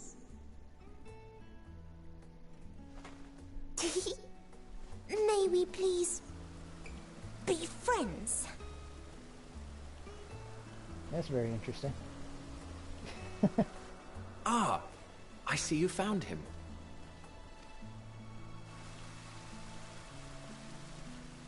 Hythlodaeus. It's been a while. Too long, I think. Too long indeed for close collaborators. On this blessed occasion, I bring not only myself, but others who long to speak with you.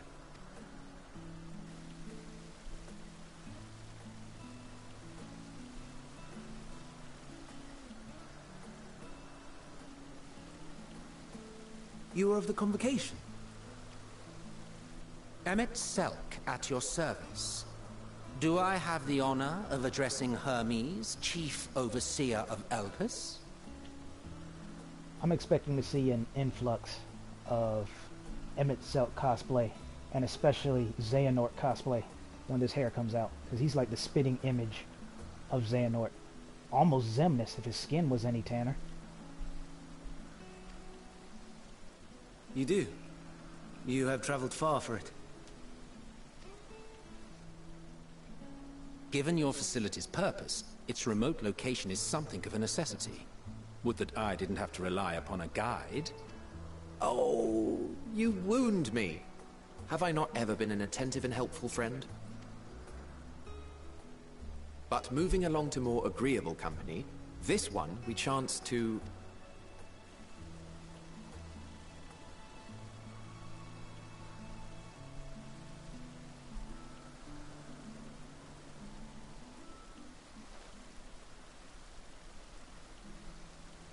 Well, you certainly have her attention. Is she one of yours, Hermes? Her name is Meteon. It means shooting star.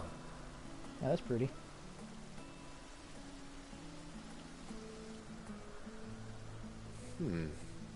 If I may make an observation, her ether is terribly thin. I fear she might dissipate at any moment. Nor do I believe you've made a submission to the Bureau. I would remember such a concept if you had. I haven't, as you say. I judged it too early. She's a pet project of mine, still undergoing preliminary testing. But rest assured that I will attend in person ere long. Very well. Being an authority on flying life forms, I appreciate that you are exacting in your work. I shall look forward to your submission. If we have finished with the perfunctory chit-chat, I would discuss official matters. By my coming, I trust you already anticipate the subject. I have an inkling, yes. Please wait to the main building yonder. I shall join you as soon as I've returned these creatures to their homes. What's wrong, Hermes? An amistoma is missing. Oh, so it is.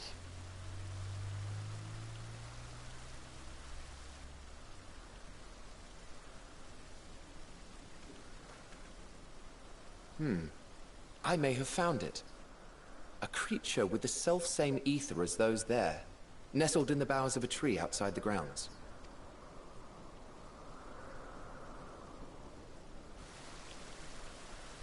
You're saying they can climb, with their sorry excuses for limbs? The fashion has been to imbue aquatic creatures with the power of flight, ever since the words of Metron created a sky-swimming fish. The Ambistomas too can fly, if only slightly, and they could conceivably climb a tree. Whether they can come down safely, however... Excuse me.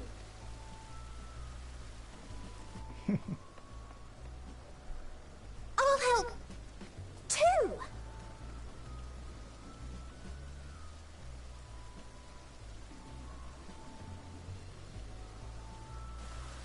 And what are we supposed to do with this lot? If YouTube ends up choosing this to be the thumbnail for the stream, I will be 100% okay with that. I mean it. Or that, with the subtitles on too. That works as well. May I suggest we split up? If you would be so good as to assist Hermes, Emmet Selk and I shall keep an eye on these adorable creations in the meantime.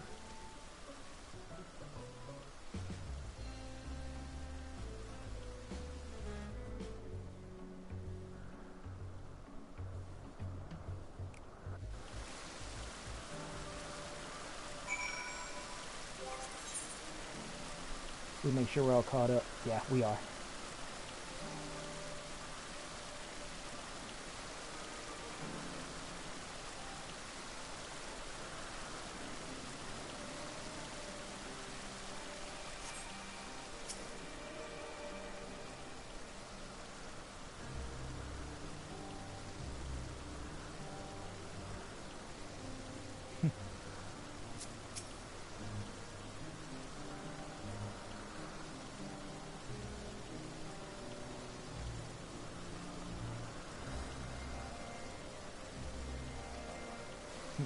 The mysteries will never cease. My question is, how did it get out here without being eaten?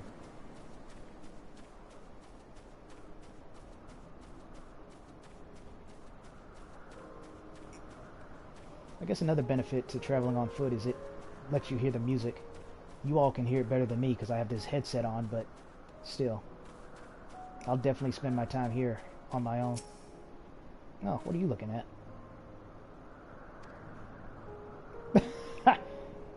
Okay, that was pretty great timing. I'm glad I didn't see that at first.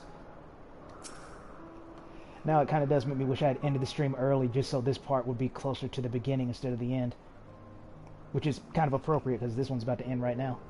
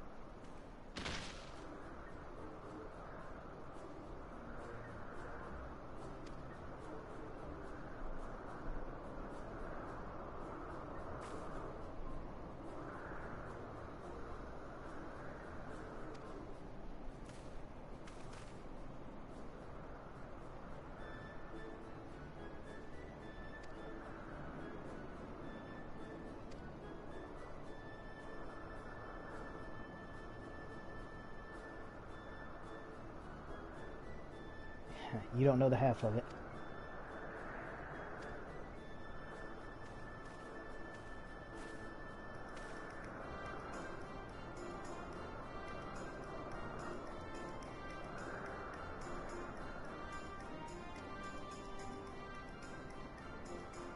Is that a no?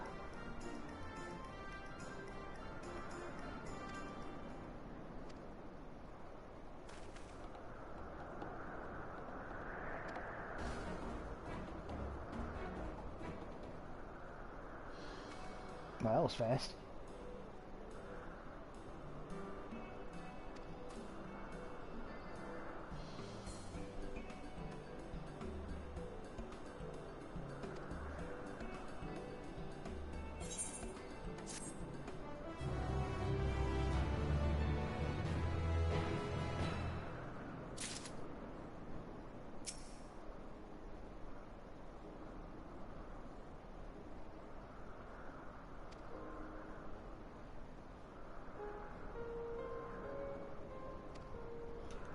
Yeah.